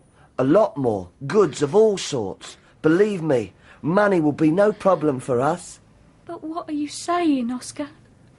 Maria, I'm more than happy to bear any burden, to take upon myself the responsibility for you and Kurt, to ensure that you never want again. Are you asking me? Yes. I am asking you to be my wife. Oscar. Oscar. What can I say? I know you mean... I'm sorry, but it just wouldn't work. Can't you see that yourself?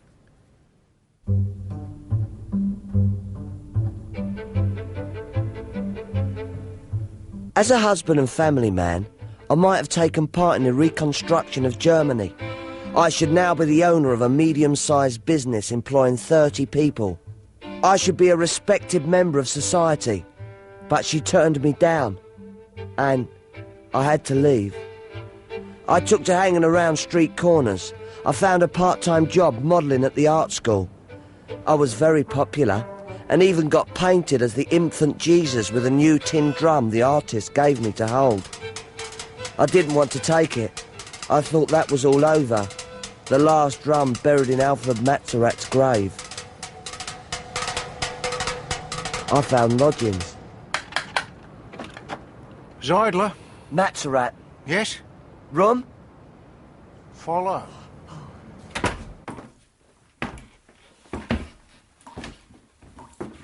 Bathroom? Bedroom. Bath? Stays. Right. So? I'll take it. Take it. As it is, 40 marks a month. 40 marks a month. Who else lodges here? Who else lodges here? Here. Nurse. Sister Dorothea. You'll never see her. Comes and goes early and late. A nurse?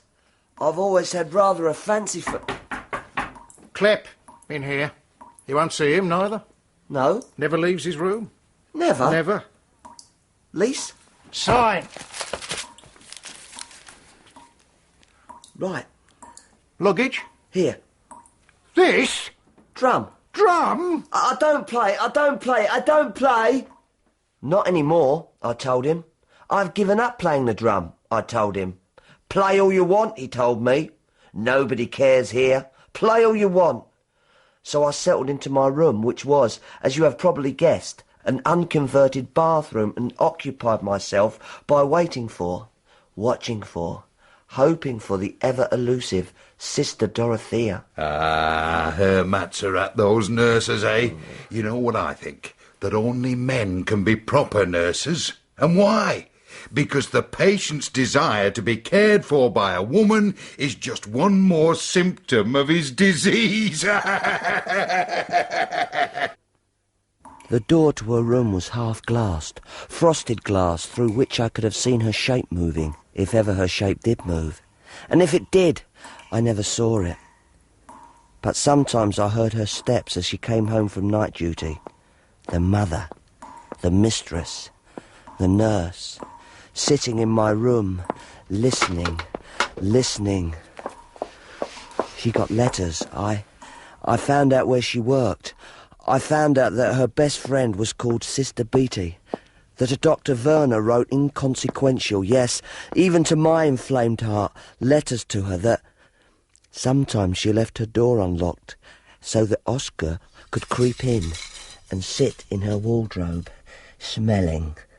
That in her wardrobe hung a uniform with a belt as long and shiny as an eel, which long ago was pulled from the ear of a horse's head and caused Oscar's poor mamma. Then one afternoon, while Oscar was creeping from her empty room...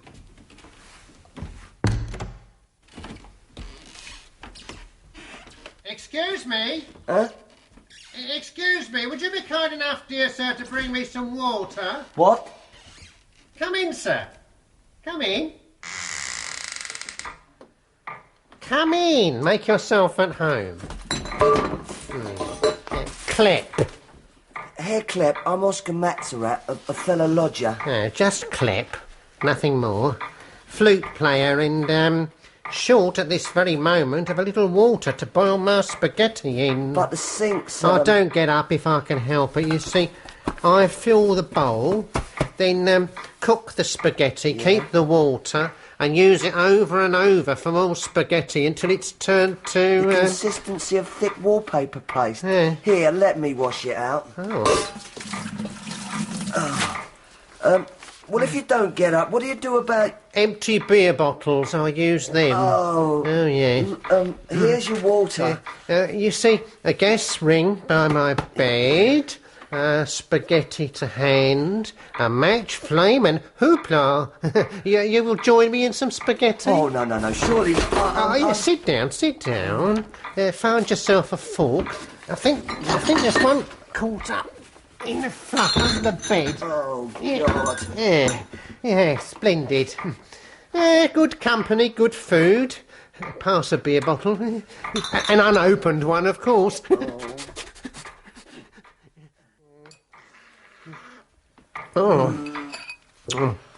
Well, I have to say, Clep, this isn't bad at all. No, a symphony in pasta. Not quite. Spaghetti and tomato puree, perhaps a sonata. A quartet. I don't agree. And do you, my friend, know what you're talking about? I have a certain familiarity with music. Oh, do you indeed? Where's he going? Oh, well, more spaghetti for me. You see? I'm a drummer. Bravo! I can feel my heart racing. Pass me my flute. We played. How we played. Klep's flute made so sweet and unnatural a sound that it was perfectly attuned to my drum. And as the last long echoes faded... Yes! Open the windows, Oscar! There the bedsheets, I'm getting up! Turn on the tap, Klep, we'll wash! I'm amazed! All from a little music. We were meant for each other, Oscar, and together we were meant for jazz! We will form a band. The clubs of this silent city are begging for jazz, and I am ready for a few beers. Oh, shall we go? Put your trousers on first. Well, what do you say? A band? I say let's have a drink on it.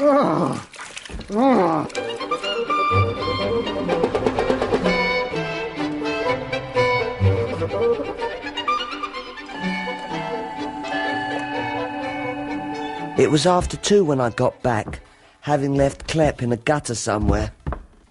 It was dark, another power cut. I was drunk. Best I could manage was to crawl along the corridor, when I noticed that Sister Dorothea's door was open.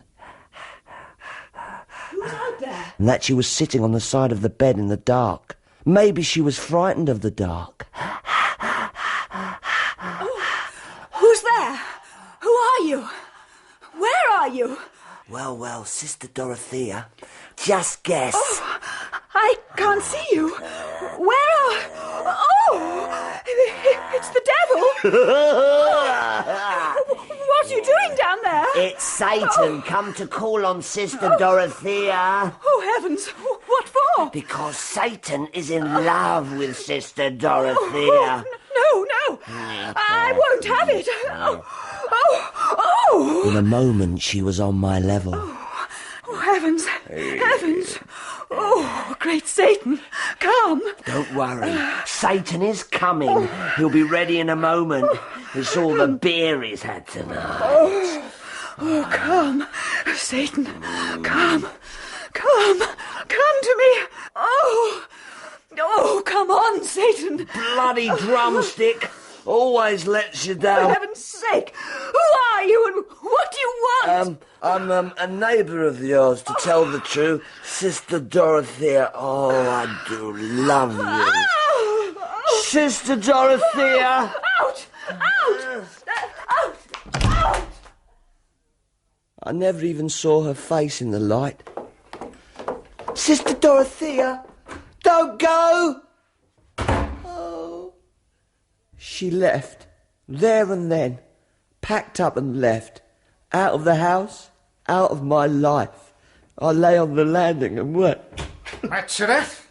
Weeping, lechery, disgusting. Pity poor Oscar. All he wanted is bed. A little loving from a nursely hand. Now. Klep. Here? Oscar, I found him. Who? A guitar player. Now we can make music. Good. And maybe you'll stop making noise and waking all my guests. Idler, we are all your guests. The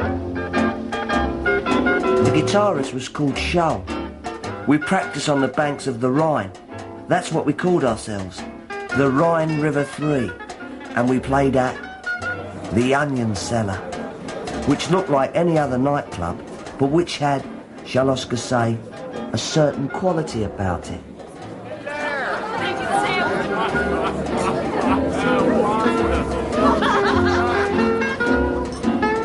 The Onion Cellar, the authentic note. It was a cellar, quite damp and chilly underfoot. It was lit by miners' lamps, and the guests sat on crates covered with onion sacks. The tables, however, were polished pine, the service reasonable, and the customers solidly middle class. Doctors, lawyers, actors, senior civil servants, well, you know the kind of people.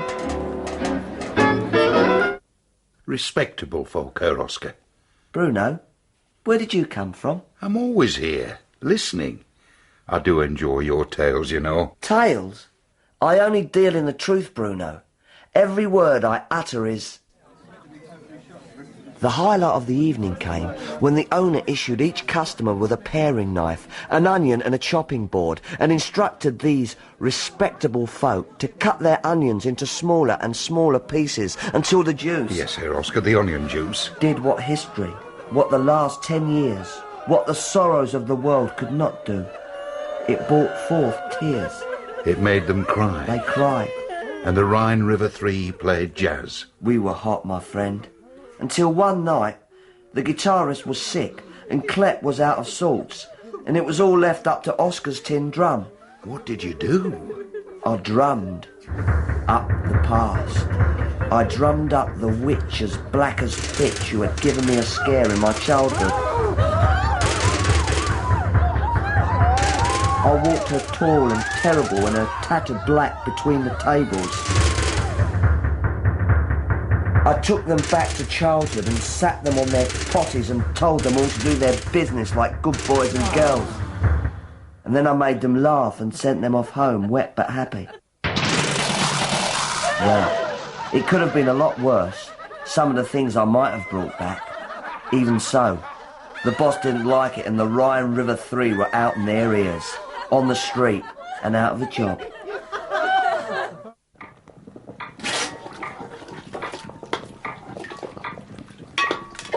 Spaghetti? Why not? We've no... Work? No, none at all. Offers?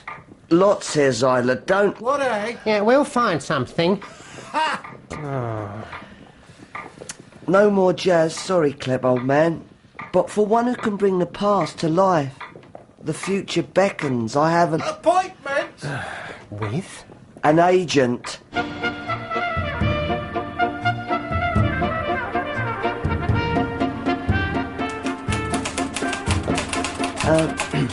Matzerat, the drummer. I have an appointment with the director. Please go on through, Herr Matzerat. He's waiting for you. Ah, so we meet again, Mr. Matzerat.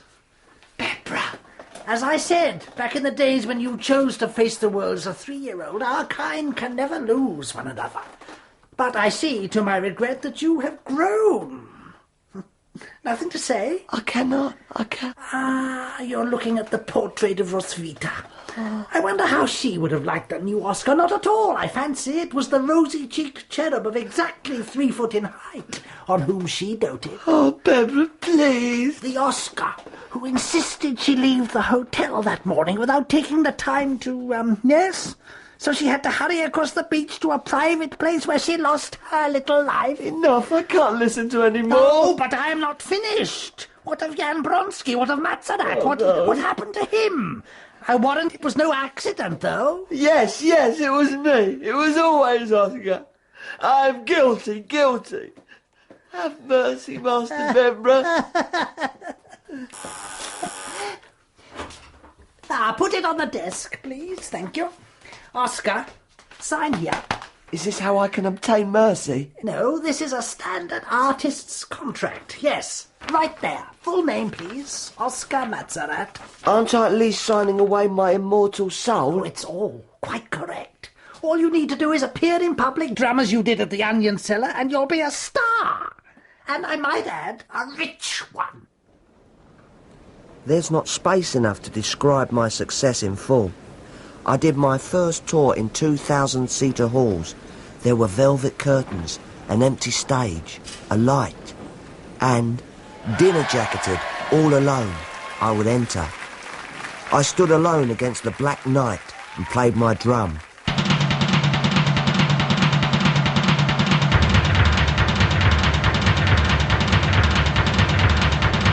My most popular pieces were scenes from a generalised infancy and childhood.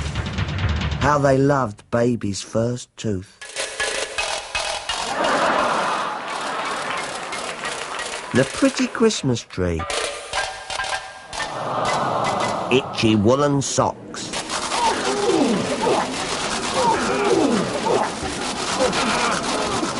And that old childhood favourite. The Black Witch is coming to get you. Tough miners shrieking at that with enough power to smash every window in the place. So, indirectly, I got my old glass-cutting powers back. Didn't I mention that I'd lost them? Oh, so careless. I forgot so much. But you helped other folk, remember, Herr Oscar? Oh, yes. And there were records in their hundreds of thousands. I was rich. You were rich? And did I move out of my little room at Zeidler's? Did you? Bruno, I'm not telling this story to you. Go away. Oh, no. So who are you telling it to her, Oscar, if I may ask? With respect, sir. Them. Who? Them. I see. Well, I do have other patients.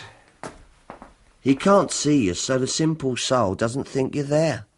Whereas I, Oscar with my drum. But no, I stayed put at Zeidler's. I bought a delicatessen for Maria. I shared spaghetti with Klepp.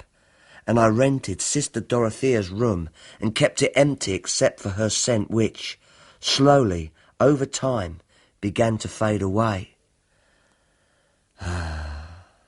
It was after my fifth tour, when I returned to the office, that I found, or rather did not find, Bebra. He was gone. He was dead.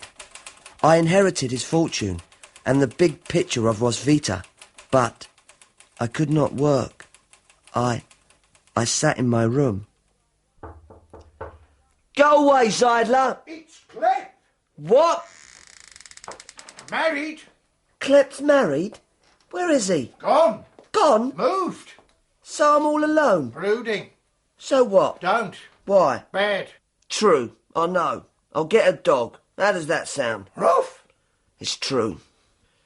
But then I simply can't keep sitting in Sister Dorothea's empty wardrobe sniffing the ghosts of uniforms past. I need to get out. Ruff! Ruff, ruff, ruff!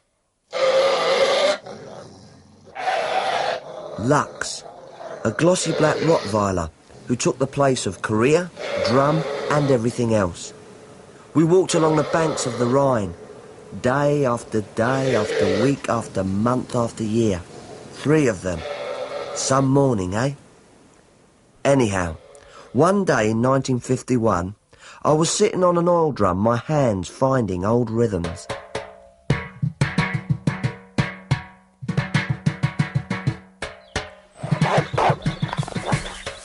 What is it, Lux? What have you got?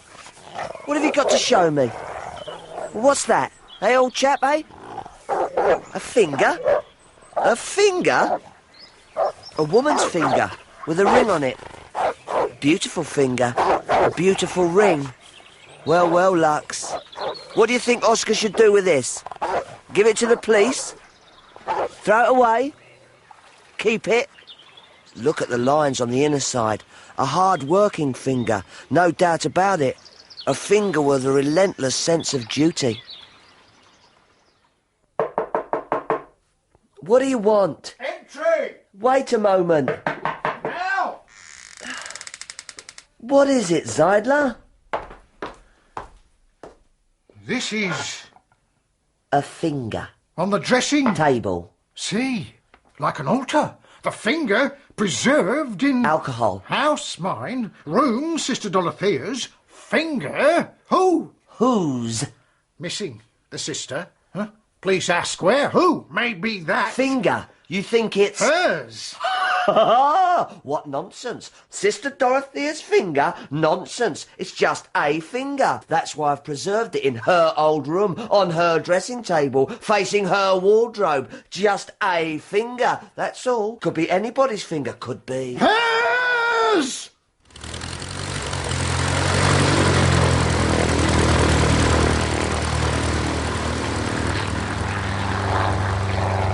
Well, nearly there now. My flight, my getaway. A serious business. At least it is when you're 30. It was my birthday today. When she bought the cake, Maria said, You're 30, Oscar. Time you got some sense into your head at last. Klepp bought me some jazz records. Herr Zeidler, my good friend Zeidler, reminded me that when our Lord was 30, he started to gather his disciples. So, where was I heading? East? No, west maybe. America? Home of the free? It was, of course, the finger of Sister Dorothea. You'd twigged that, hadn't you? Well, it makes a good ending, doesn't it? Just like a detective story. I've heard they are very popular. And I always try to give my public what it wants. So, Oscar on the run. Caught as I bought a ticket for Paris. Today I am 30, and there will be a new trial. What? I hadn't mentioned the first trial. Guilty. I was guilty but insane. Thus the asylum. But I wasn't, you see.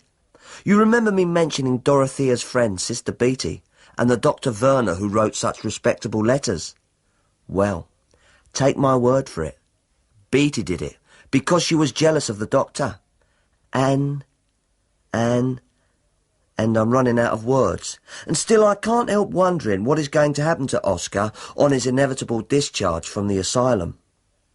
All the possibilities are open nowadays to a man of 30. But how to examine them if not with my drum? What can I say? Born under light bulbs, stopped growing at the age of 3, given drum, sang glass to pieces, learned to read, orphaned 3 times over, decided to grow, emigrated to the West, threw drum away, took drum up, found fame, found finger, arrested, and now telling tales. Well, words fail me.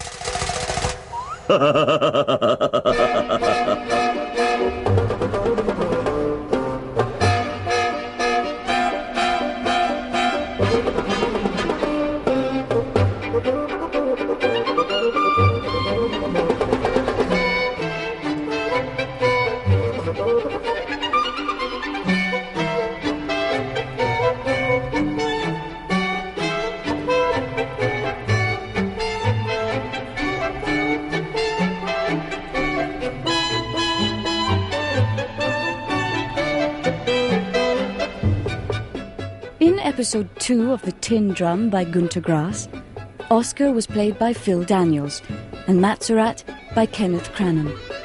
Tracy Wiles was Maria, David Collings, Bebra, and Jane Whittenshaw, Rosvita. Klepp was played by Nigel Anthony, Lankes by Jonathan Keeble, Seidler by Geoffrey Whitehead, Dorothea by Patience Tomlinson, The Soldier by David Timpson, The Black Marketeer by Andrew Branch, and Bruno by John Hartley. Other parts were played by members of the cast.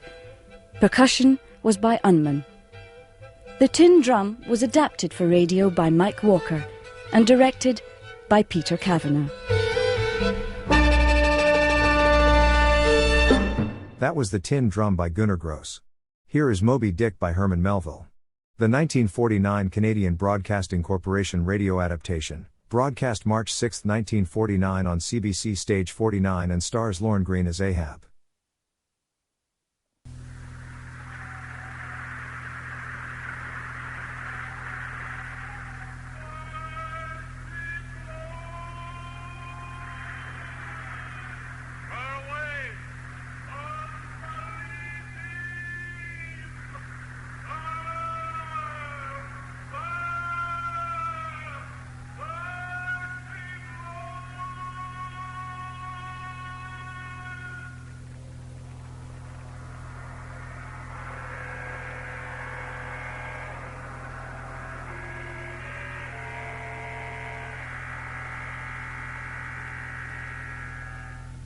Page 49, item 23.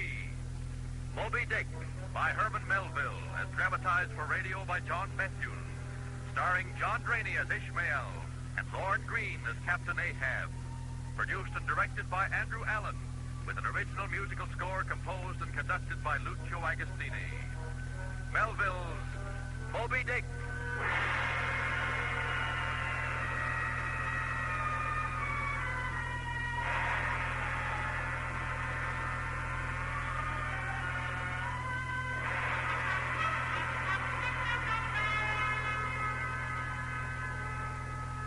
Some years ago, having little or no money in my purse and nothing particular to interest me on shore, I thought I would sail about a little and see the watery part of the world.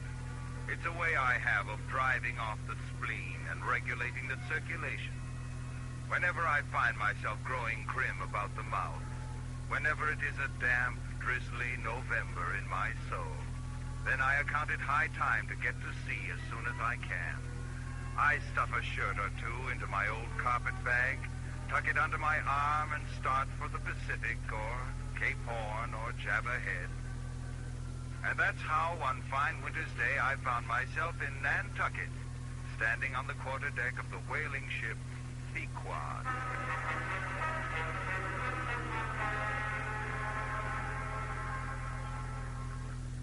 Is this the captain of the Pequod? And supposing it be the captain of the Pequod? I was thinking of shipping. Dost know anything of whaling? I've been several voyages with the merchant service, so I... Merchant service be damned.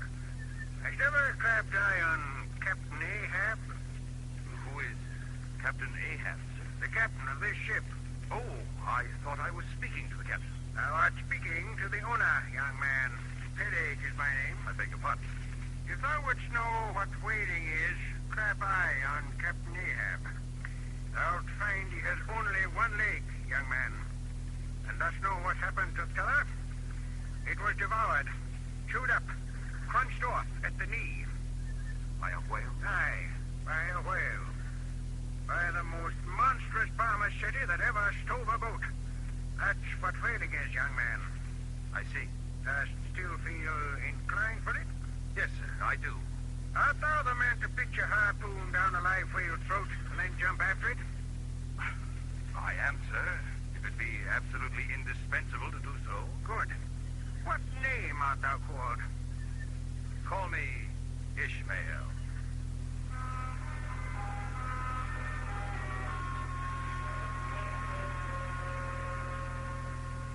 At the period of my arrival in Nantucket, the storage of the Pequod had been almost completed, so I had but little time to wait before word was given out that the ship would sail on Christmas Day. I shall not soon forget that gray, imperfect, misty morning. I had taken an early start from my inn, so it was barely 6 o'clock when I drew nigh the wharf. At first I thought it deserted, but as I made my way along the piles of casks and fishing nets and coils of rope... Morning to you, shipmate. Oh, good morning. Sharp cost this morning, ain't it? Yes, it is. Where you bound, shipmate? For the Pequod, down at the end there. The Pequod, eh? Going aboard? Yes, we're sailing today. You signed the articles? Yes. Shipmate, anything down there about your soul? Like what? Your soul, shipmate. Or perhaps you haven't got one. There's many have better off for it. A soul's a sort of fifth wheel to a wagon. Look, shipmate, Have you seen Captain Ahab yet? No, I haven't. What did they tell you about him, eh? Why, nothing much. Only that he's a good whale hunter and a good captain to his crew. Did they tell you nothing more? Nothing of the thing that happened to him off Cape Horn when he lay like dead for 3 days and nights? Nothing about that deadly scrimmage with the Spaniard in Santa for the altar? Well, why, no. Nothing about the silver calabash he splattered into? Nothing about him losing his leg last voyage? Well, I did hear he'd lost a leg. Ah, he heard about that, I dare say. But did you hear all about it? Only that a whale took it off. Look, who are you anyway? My name is Elijah, shipmate. Elijah? Wait. Look there, shipmate. Eh? There, through the mist. Do you see anything going toward the Pequod? You mean those sailors? Aye, those sailors. How many are there, eh? Well, I can't see very clearly. 4 or 5, I guess. 4 or 5. See if you can find them on board, shipmate. See if you can find them on board.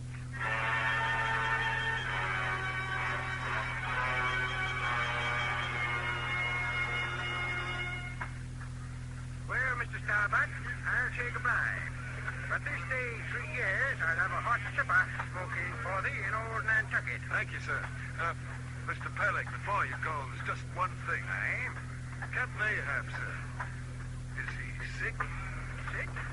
No, I don't think so. I spoke to him just now. Then why does he stay below in his cabin? I don't know, Mr. Starbuck. He's a queer man, is Captain Ahab. He is indeed, sir. But I'll like him well enough, no fear. Ahab's above the common, Mr. Starbuck. He's been in colleges as well as among the cannibals. Been used to deeper wonders on the waves. Fixed his fiery lance in mightier, stranger foes on whales. Aye, he's Ahab. And Ahab of old, thou knowest, was crowned a king. Aye, and a very vile one. When he was slain, dogs licked his blood. Look thee, Mr. Starbuck. Never say that aboard the Pequod, even if thou art chief mate. Captain Ahab's a good man. I know him well. Not a pious good man, but a swearing good man. He's that, all right. Now, I know that since he lost his leg last voyage, he's been kind of moody.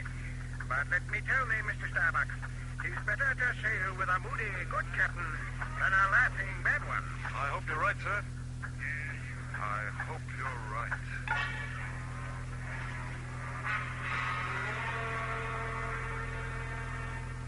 Outward bound, through biting polar weather, then southwards toward the Cape of Good Hope. For the first few days after leaving Nantucket, nothing above hatches was seen of Captain Ahab, and to all intents the Pequod was commanded by her mates, Starbuck, Stubb, and Flask.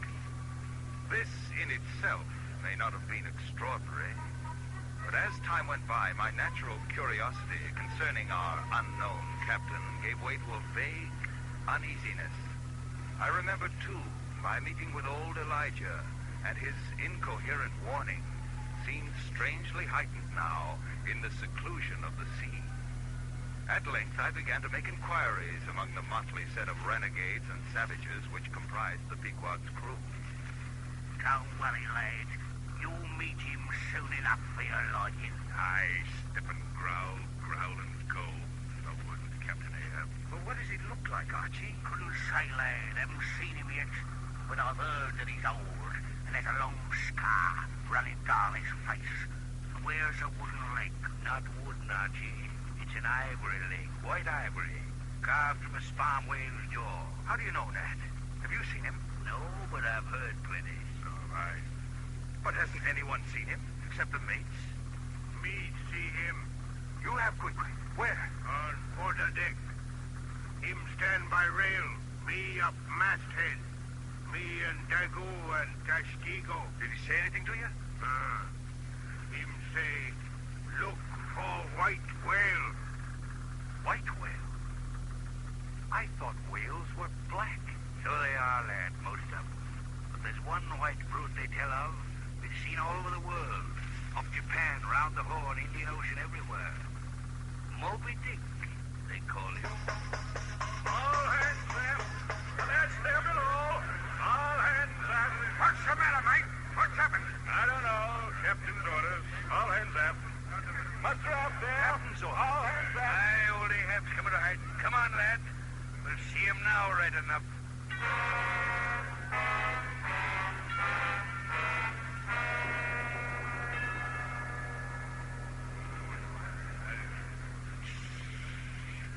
Here he comes.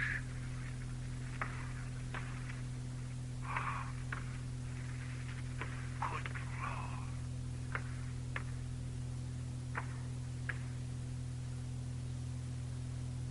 Ben, what do you do when you see a whale? Sing out for him. Good. And what do you do next, men?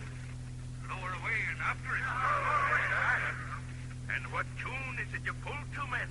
A dead whale or a stove boat? Aye, a dead whale or a stove boat.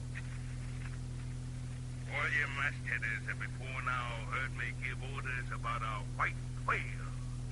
Have you not? Aye, sir. Then look here. You see this Spanish ounce of gold in my hand? $16 piece, man. You see it? Aye, sir. I'm going to hammer it here to the mast. This is starboard. And me on topmaul. Now, harkee, men. Whosoever of ye raises me a white-headed whale with a wrinkled brow and a crooked jaw and 3 holes punctured in his starboard fluke, whosoever raises me that same white whale, he shall have this ounce of gold, my boy. It's a white whale, I say. A white whale. Skin your eyes, for a man look sharp for white water if you but see a bubble sing out. Captain Ahab, sir. Aye, Testigo. Is that the same white whale they call Moby Dick? Moby Dick. know him, Tesh? Does he fantail a little curious, sir, before he goes down? Aye, Tesh, like a split-gibbon squall. And has he a curious spout, sir? Very bushy. Aye, Daggoo. His spout's like a shock of wheat, and white as a pile of Nantucket wool. And him have 1, 2, 3, good many harpoon in him hide, Captain. All twist 'em. Aye, frequent the irons lie all twisted and wrenched in 'em. Death to devils, men. It's Moby Dick, you see. Moby Dick. Captain Ahab, sir. Aye, Mr. Starbuck. Wasn't it Moby Dick that took off your leg, sir? Who told you that? Aye, Mr. Starbuck. Aye, my hearties all round. It was Moby Dick that dismasted me. Moby Dick that brought me to this dead stump I stand on. Aye, and I'll chase him round Good Hope, and round the Horn, and round the Norway Maelstrom, and round Perdition's flames before I give him up. And that's what you've shifted for, men. To chase that cursed white whale on both sides of land and over all sides of earth till he spouts black blood and rolls thin out. But say ye, men, when you splice hands on it. Aye, for the white whale. A sharp lance from Moby Dick. God bless you, man. God bless you, Stewart. Go draw the great measure across. Captain Ahab, this is madness. What's this long face about, Starbuck? We've not chased the white whale, man. Not game for Moby Dick. I'm game for his crooked jaw service, for the jaws of death, too. If it fairly comes in the way of the business we follow. I came here to hunt whales for the market, not my commander's vengeance on one dumb thing. Dumb thing, you say? Aye, a dumb brute that simply struck from blindest instinct. You're hated for that, sir, is blasphemy. Talk not to me of blasphemy, man. I'd strike the sun if it insulted me. Captain Ahab. Look yonder, man. Look at the crew. Are they not one and all with Ahab in this matter of the whale? Look at yonder Chilean. He snorts to think of it. Look at Stubb. He laughs. The Major! The Major! Aye, the Major, lads. Drink and pass. Short drinks, long swallows, men. Is hot as Satan's soup. It spiralizes in you. Round with it, I say. God keep me.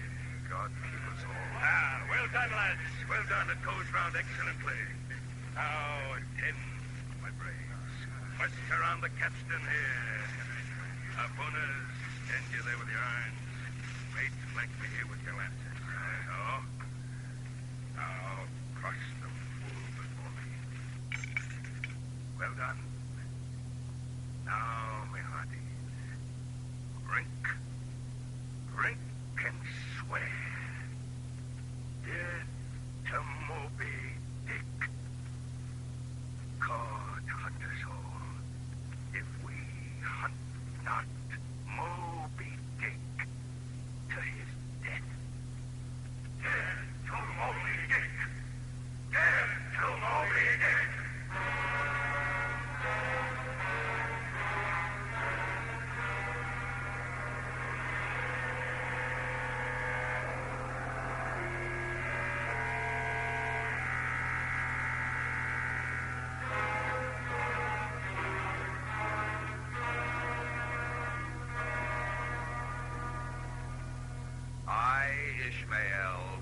That crew.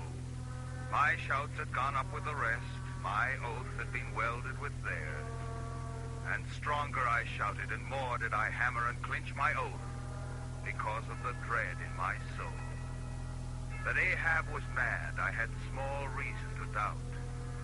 Since the loss of his leg, he had cherished a fierce and growing vindictiveness against Moby Dick. Until now, the white whale swam before him as the incarnation of all that most maddens and torments. All the subtle demonisms of life and thought, all truth with malice in it, all evil, were visibly personified in Moby Dick, and thus made physically assailable. Yes, Captain Ahab was mad. Yet the very fury of his madness drew from us all a mystic response. A wild, sympathetical feeling was in us. Ahab's quenchless feud seemed ours. Only Mr. Starbuck stood alone. Oh, God, to sail with such a heathen crew, whelped somewhere by the sharkish sea. A white whale is their demigorgon. My soul is more than matched, she's overmanned, and by a madman. Yet I must obey, rebelling. Worse yet, hate with touch of pity. For in Ahab's eyes I read some lurid woe would shrivel me up and I it. Still there's hope. The hated whale has all the watery world to swim in. God may wedge aside our heaven-insulting purpose. Stand by me, hold me, bind me, oh, ye blessed influences.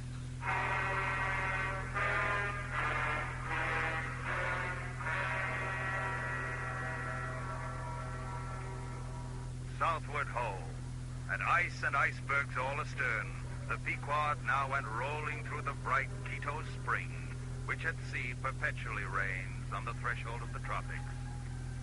For sleeping man, 'twas hard to choose between the starred and stately nights and the warmly cool, clear, perfumed days.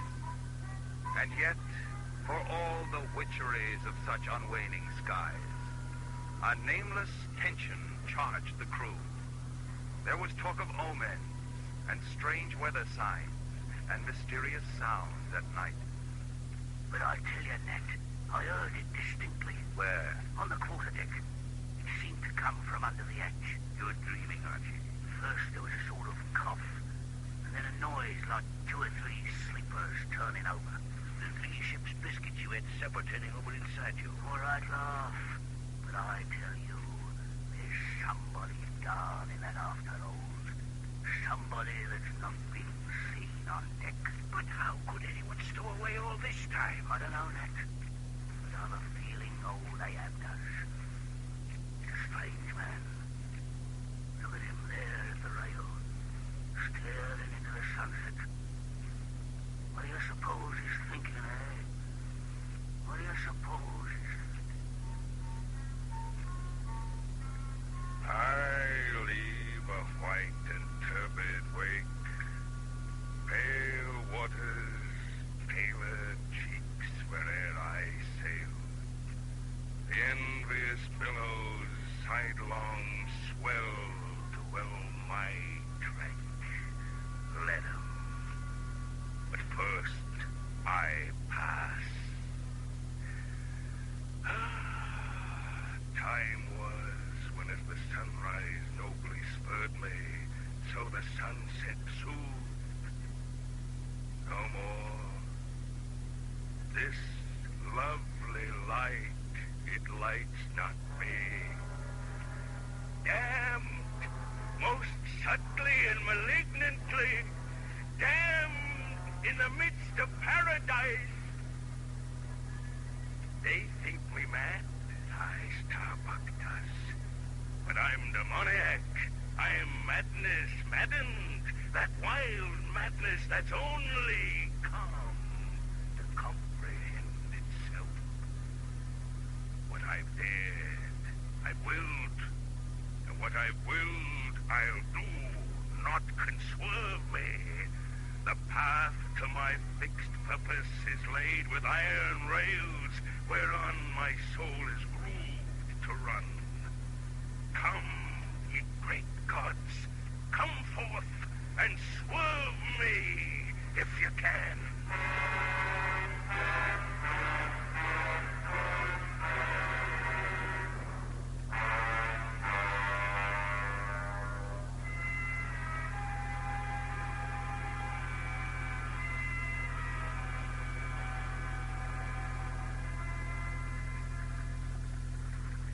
Where do you suppose we are, Nat? Well, we're south of St. Helena on the Carroll grounds, I reckon. Listen! What's that? The masthead! He spotted a wheel! Look, he's pointing. Up there, well away.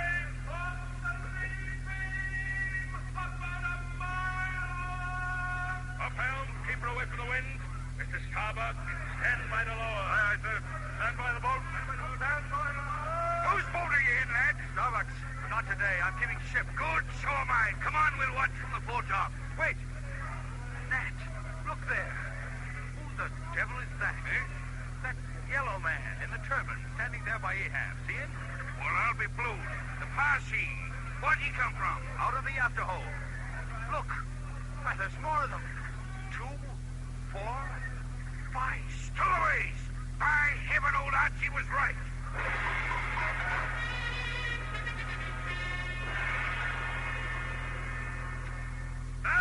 She blows. Is it Moby Dick? No, not Moby Dick. But it's a sperm whale, all right. You think he's seen us? No, not yet. He'll dive as soon as he's done. Blast, there he goes. There go flukes. Have we lost him? No, he'll be up again in a minute. She's making a regular sounding, and he may stay down for an hour. Here come the boats.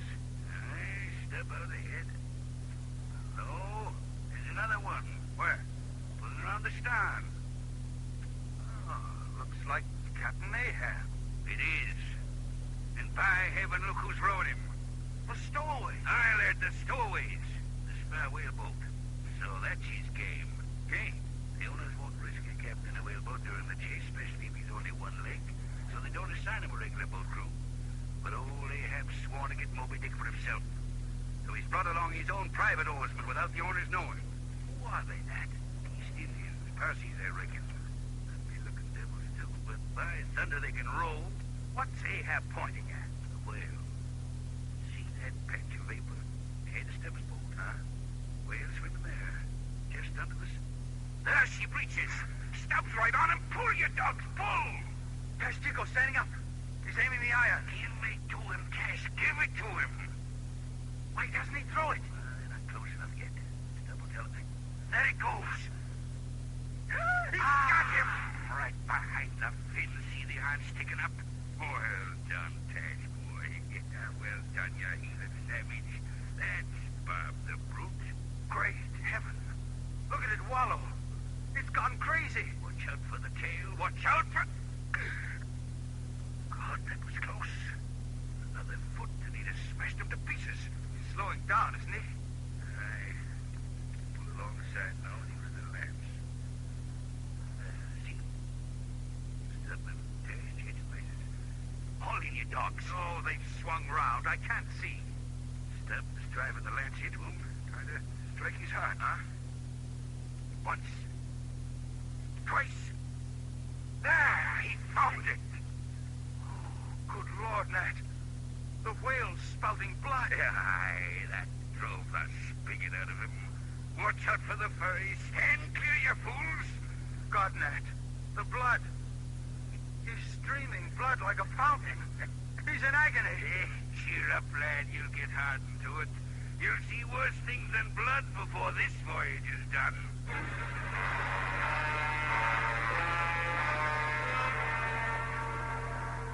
By noon next day, the intricate business of cutting in had been completed, and the huge, peeled, headless body of Stubbs' whale floated slowly away on the tide.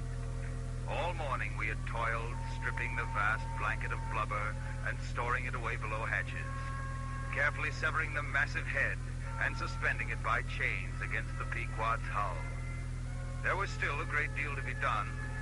The precious sperm had yet to be tapped from the monster's brow and the ivory teeth extracted. But now it was noon.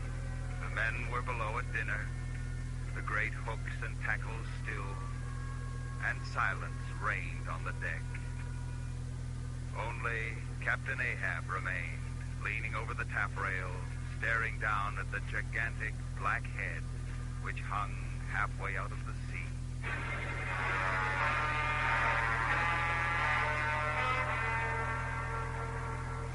Speak, our vast and venerable head.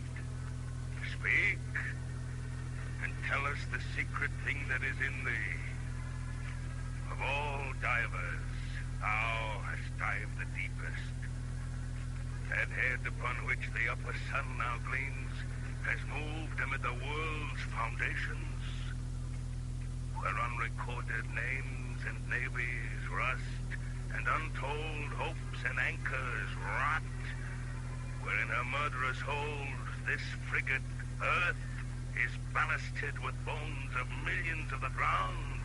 There, in that awful waterland, there was thy most familiar home. High head, hast seen enough to split the planets and make an infidel of Abraham, and not one syllable is thine. Aye, well, now that's cheering. Where away?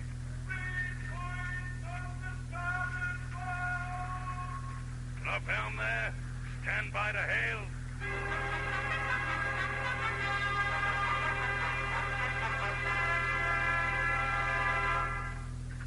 Ahoy, Pequod! Ahoy, Albatross! Where you bound? Round the world. Have you seen the white whale? What? The white whale! Moby Dick! Have you seen him? No! Never heard of him! Then go thy way and be damned. Up helm, steersman. Keep her off round the world.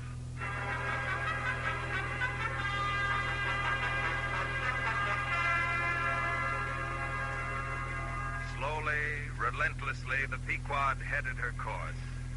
Through howling winds round the Cape of Good Hope, then northeastward under easy sail toward the Straits of Sunda and Java Head. Days passed, weeks, a fantastic procession of booming sails and reeling decks, of shouted orders and aching backs, of whaleboats drenched with the clotted gore of stricken whales, and always the mingled stench of blubber and tar and oil and blood. As Nat predicted, I grew hardened to it, but as time went by, another, more subtle horror possessed me. At first, I believed I was alone in my apprehensions, but one middle watch in the Javan Sea, I heard two of the mates discussing it. I don't like it, Stubb. I don't like it at all. What's the trouble, Mr. Flask? That yellow Parsi the old man smuggled aboard. The ugly one with the turban. You mean Fadala? Aye, Fadala. You know what he is? Some kind of oriental mystic, I'd say. Worse than that, Stubb, worse than that. You ever notice his eyes? Like a snake with a death cleft in him. Aye, he's a sinister-looking dog, right enough. Wonder why the old man has so much to do with him. Never apart, those two. Fadala haunts Ahab like his shadow. Like an evil spirit to me. That Parsi's a devil of some sort, Stubb. And Ahab's in his power. Flask. No one controls old Ahab. The devil does, Stubb. And I tell you, Fadala's the devil. He's Beelzebub in disguise. And even God doesn't know what hellish work he's up to.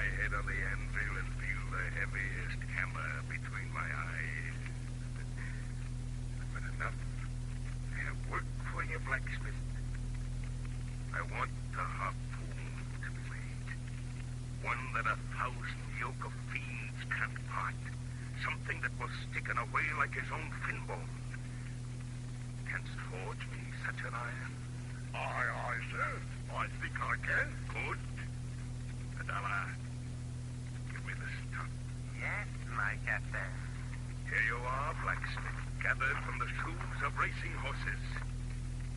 Nail stuff. Lord, sir, this is the toughest stuff we blacks this world. I know it. These stubs will weld together like glue from the melted bones of murderers. And here are the barbs. My razors. Razors? Aye, the best of steel. The barbs must be sharp as the needle slate of the icy sea.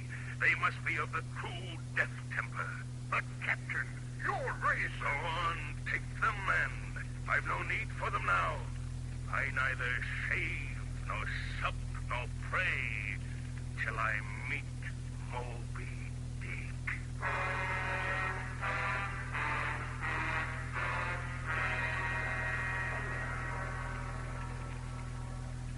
Well, Fidella, what think ye? With a fair wind, we'll see the Pacific tomorrow. Yes, Captain. The final waters. Final waters? What mean you by that? The white whale swims in the great South Sea, and it shall come to pass... Who is it? Starbuck, sir. Afraid I've bad news. All right, come in. Well? The oil in the main hold is leaking, sir. Left to heave to and break out the casks. Heave to and break out. If you take a leave of your senses, we'd lose a week. Besides that, sir, we'll lose more oil in one day than we may make good in a year. Don't be a fool, man. We'll be in the Pacific tomorrow. I realize that, sir. Surely what we've come 20,000 miles to get is worth saving. Aye. So it is, Starbuck. So it is. If we get it. I was speaking of the oil, sir. And I was not speaking of the oil. Let it leak, Starbuck. I'll not heave to for 50 leaking casks. What will the owners say? Owners! Let the owners stand on Nantucket Beach and outdeal the typhoons? Confound it, Starbuck. But you always prate to me of these miserly owners as if the owners were my conscience. Begone, sir. On deck.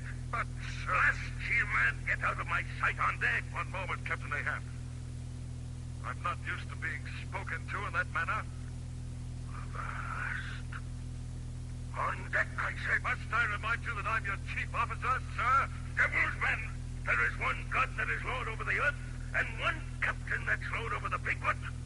On deck! By heavens, sir, if you were a younger and happier man... Just dare to threaten me, Starbuck. No, sir. Outraged, not insulted me, sir. For that, there's no cause to beware of me. But this I'll say, let Ahab beware of Ahab. Beware of yourself, old man. Beware of yourself. What's that he said? Ahab, beware of Ahab. There's something there. Fidella, what think ye? Have I not said, my captain, that ere thou couldst die, thou must first see 2 horses afloat on the ocean. The first not made by mortal hand. The second of wood that must be grown in America. Till they be seen, thou canst not die. Aye. Then it follows I must be immortal. Immortal, my captain? Aye. 2 hearses afloat on the ocean is a sight we'll not soon see, Fidella. What was the saying about thyself? Though it come to the last, I shall still go before thee, thy pilot. And when you've so gone before, then ere I can follow, you must still appear to pilot me. Was it not so? It was so, my captain. Well then, I've here 2 pledges that I shall yet slay Moby Dick and survive it. Take another pledge, my captain. Hemp only can kill thee. Hemp only. The gallows, you mean? Then I must be immortal on sea and on land. Aye, Fidella, on sea and on land. I'm immortal!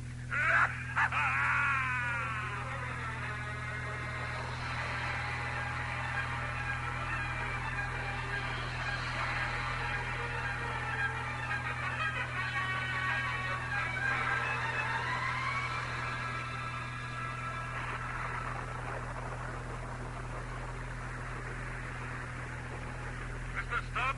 Ahoy there, Mr. Stubb. Coming, Mr. Starbuck. Coming. What's happened for us? Are we stripped? I told Bear. The first blast got the topsail and the jib hanging by a ribbon. We're heading for trouble, Stubb. I'm afraid so. I reckon there's naught we can do. Naught we can do? I have blind man. Look yonder. Eh? The window. There. Can't you see where this gale is coming from? East, southeast, I'd say. Aye, east, southeast. The very course we're to run for Moby Dick. The old man said it himself. Now look to Lord. Towards home, Stubb. See how it lightens up there? We can turn this gale into a fair wind that would drive us to Nantucket. Our course weren't set by a madman. The mast! Look aloft! The masts are on fire! The masts are burning! The mast there! What craven noise is this? We've been stripped, sir! Look aloft! The masts are on fire! The lightning rod! Drop them over! Silence, you fools! We've not been struck! Have you never seen the corpusins before? The corpusins? Aye, the corpusins in Elmo's light. Look up at it, men. Mark it well. A white flame but lights the way to the white whale. It's an omen, sir, and an ill one. God is against us. Leap up, thou spirit of fire. Leap up, I say, and lick the sky. In God's name, forbear, sir. Let us square the yards and hold. Square the yards? Aye, it's an ill voyage, sir. Ill begun and ill continued. Let's make a fair wind of it homeward while we may. Square in for home. In the faces. Square in. Stand back. Stand back, you spun of hell. You see this harpoon? It scuttles the first dog that touches a rope. Stand back. Now, hark here, men. Did you not swear with me to hunt Moby Dick to his death? Did you not swear? Aye, so did I. My heart, soul, and body, and lungs, and life am I bound. And I'll not strike spars for any gale till Moby Dick spouts his last and wallows in his blood.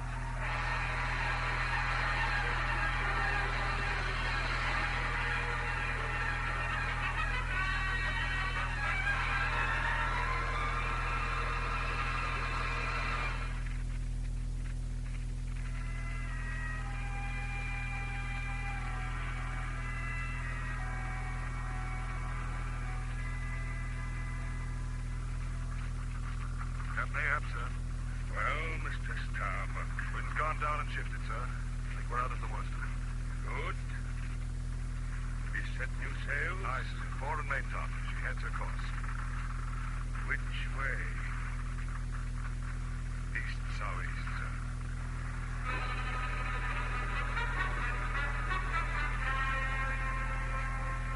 East, southeast, the grim Pequod rushed on.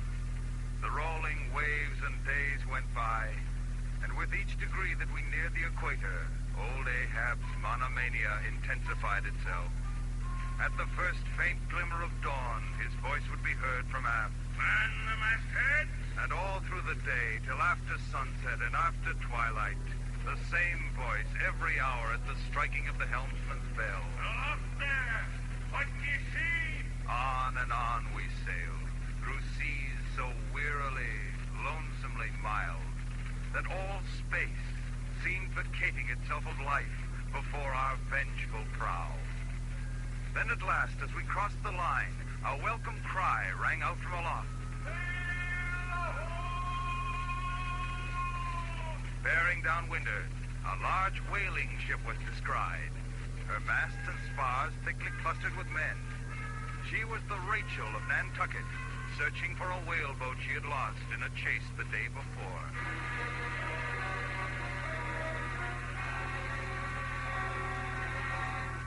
sorry, Captain Gardner, I can't help you.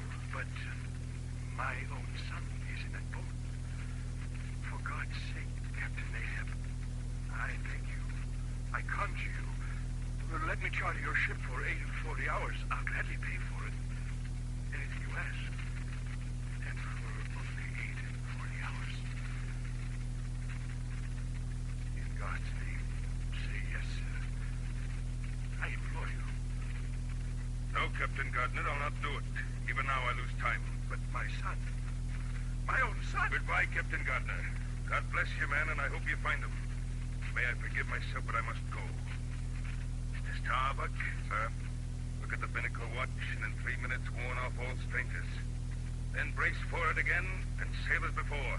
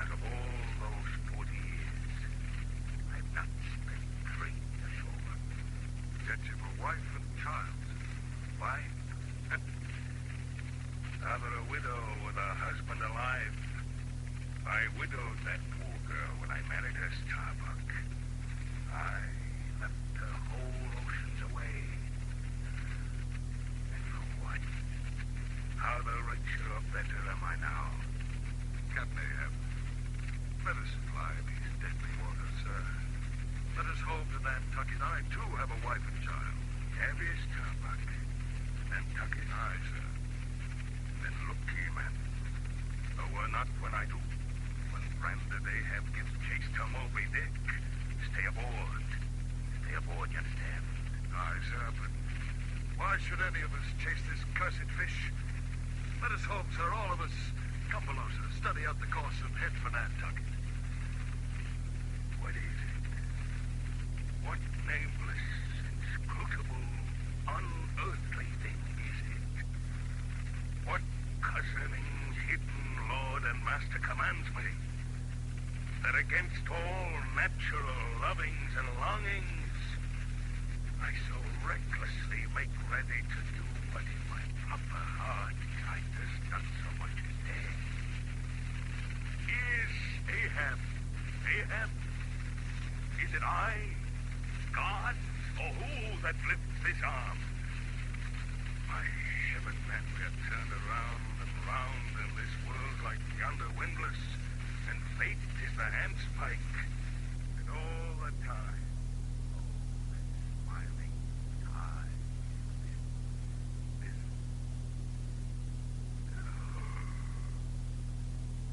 Starbuck, Captain, look there, to windward, there, a hump like a snow hill. It's Moby Dick. Moby Dick!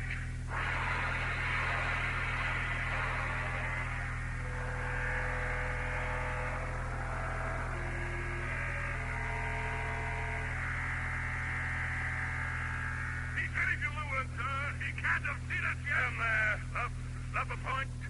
Starbuck, remember what I said. Stay on board and keep the ship. Aye, all ready, sir. Stand by to lower. Stand by to lower. At last, Moby Dick, I clutch thy heart at last.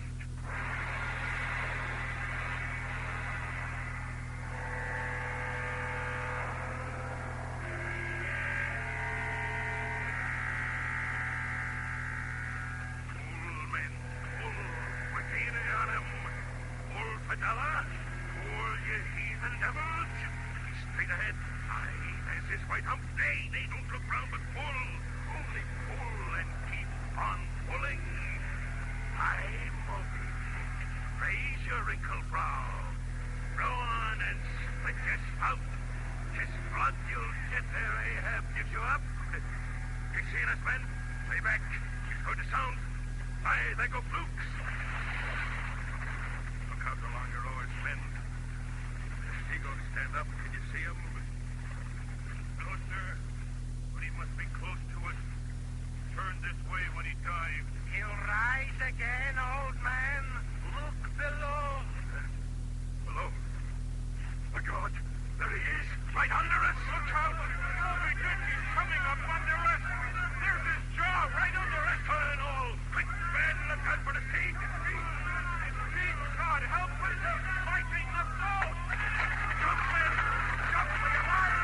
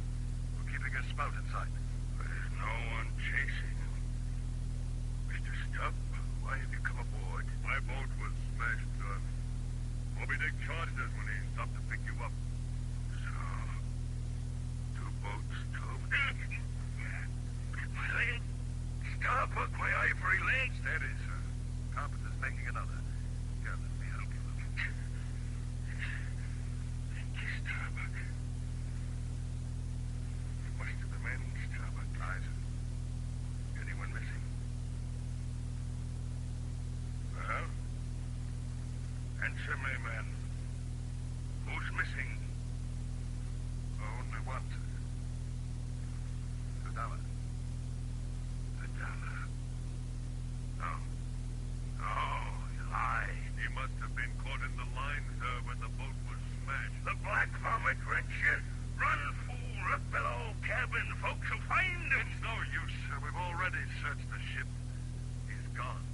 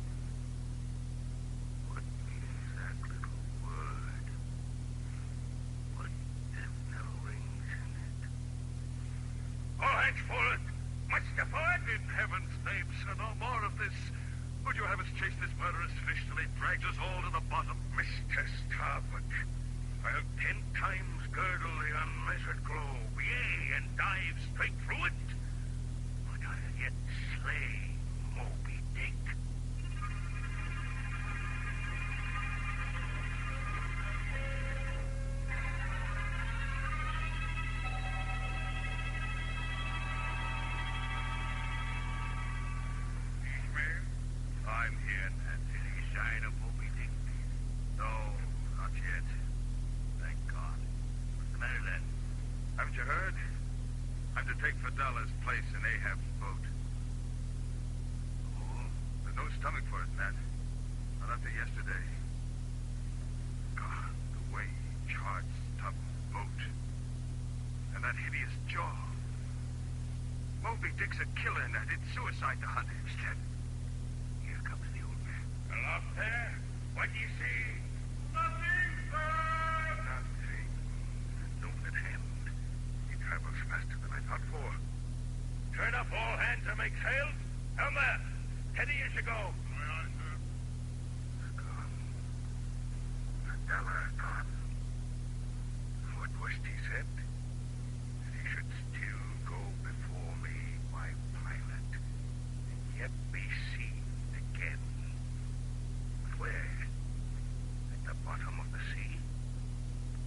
No, hemp only can kill me. And first I must see two hearses afloat.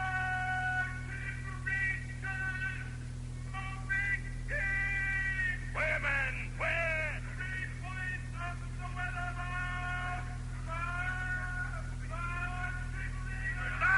Keep right thy last to the sun, Moby Dick. Thy hour and thy harpooner at hand. Stand by the boat. Stand by the boat! Stand by the boat! Mr. Starbuck, the ship is thine, Starbuck.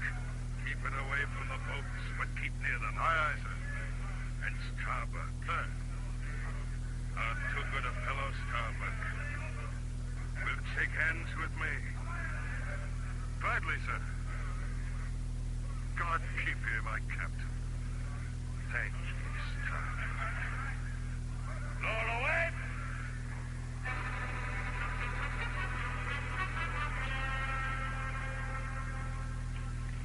Pull, me hearties, pull! Ishmael, sir, you've younger eyes than mine, lad. Stand up and tell me what you see. Aye, aye, sir. Well, is he there? I don't see him, sir. He can't have come up here. Yes, there he is. Where, lad? Where?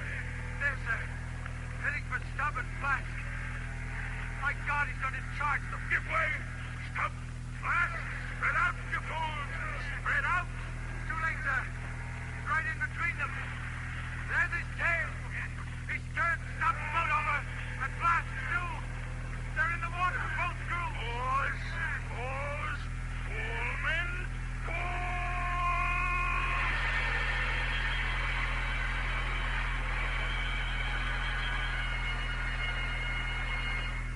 Ahoy, Mr. Stubb. Can you make it back to the ship? No, sir. We're stowed. We're sinking. Mr. Flask, are you safe? Aye, sir. We've plugged the hole. Then help Mr. Stubb and his men back to the ship. What about you, sir? Never mind about me. Get back to the ship, both boats. I'll follow Moby Dick alone.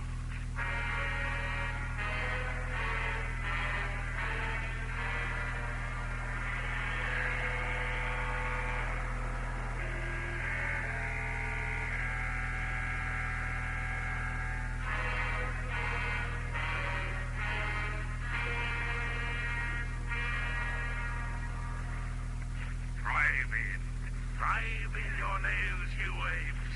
To the ruddermost heads, drive them in. But strike a coffin without a lid, and hemp only can kill me. Captain Ahab, sir. Look, Moby Dick. There's something caught in his side. Aye, lad, my irons, my irons. No, sir, it's something else. It looks like a man's body tangled in the rope. Yes, sir. It's Fidala. Fidala! He's lashed through the whale. Fidala's body torn to shreds. Fidala! Down, all of you! Down, I say, and pull on. So, Parsi, you go before me as you said, and this is the hearse you promised. The hearse not made by human hands. I hold you to the last letter of thy word, Fidala. Where is the second hearse? Where is the second one? How now, Ishmael? He's turning, sir. Heading away from us. After him! After him! Pull! Pull! He's going toward the ship, sir. The ship? Yes. Head out. He's going straight at it. He's gonna crash it. The ship is charging. The ship!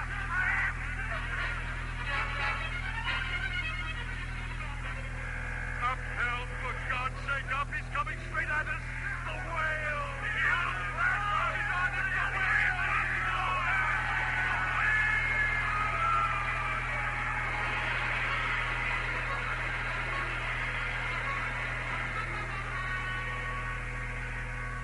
Oars! Oars! Pull!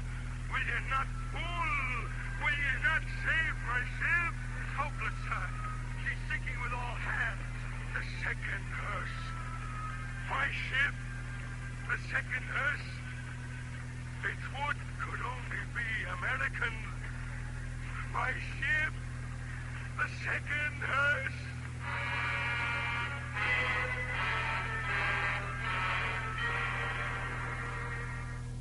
Oh, that glorious ship. Must ye then perish? And without me? Am I cut off from the last fond pride of shipwrecked captains?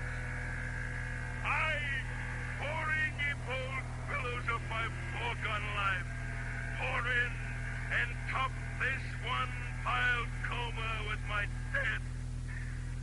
Towards thee I roll, thou all-destroying but unconquerable whale. To the last I grapple with thee, Moby Dick. From hell's heart I stab at thee. For hate's sake I spit my last breath at thee. Still facing thee, thou damned whale. Thus I give up the spear. Captain Ahab, look out. The line is fouled. Look out for your neck. Hemp. The hemp. It's the hemp. Moby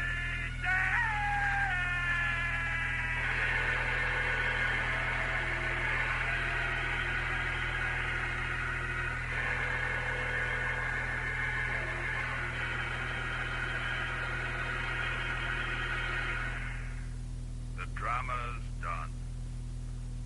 Bad Ahab dragged to depths unknown. The Pequod sunk with all her crew, save one. Yes, I, and only I, survived that day.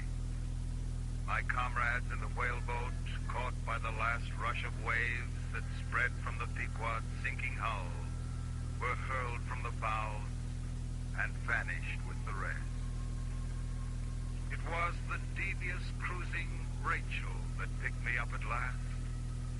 Still searching after her missing children, she only found another orphan, afloat on a dirge like May. And even as her sail appeared, my eyes were turned to the still yawning gulf of the Pequod's grave. Small fowl flew screaming over it. A sullen white surf beat against its side. Then all collapsed. And the great shroud of the sea rolled on as it rolled 5,000 years ago.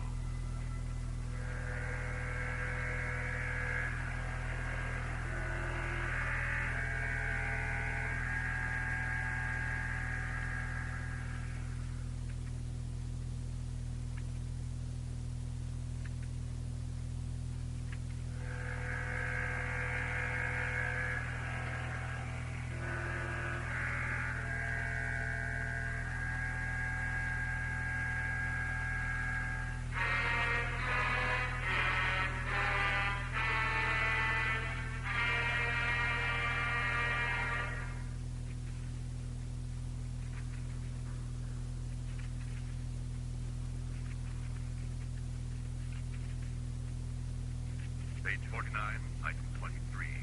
Moby Dick by Herman Melville, dramatized for radio by John Bethune. Was produced and directed by Andrew Allen, with an original musical score composed and conducted by Lucio Agostini. Starred in the cast as Ishmael, John Greene, as Captain Ahab, Lorne Greene, as Mr. Starbuck, Bud Knapp. The others, Robert Christie, Tommy Tweed, Faber Moore, Frank Petty, John Bethune, Frank Wade, Glenn Burns, Herb Gott, Alan King, Eric Christmas, and Jack Scott. Sound by David Tasker. Technical operations, Bruce Armstrong. Stage 49 is from Toronto. Elwood Glover speaking. This is the Trans-Canada Network of the Canadian Broadcasting Corporation. That was Moby Dick by Herman Melville. The 1949 Canadian Broadcasting Corporation radio adaptation, broadcast March 6, 1949 on CBC Stage 49 and starred Lorne Greene as Ahab. Well, that's it for this week of Airchecks. Airchecks is a 3-hour podcast that's uploaded every Saturday. See you at the same time and same channel.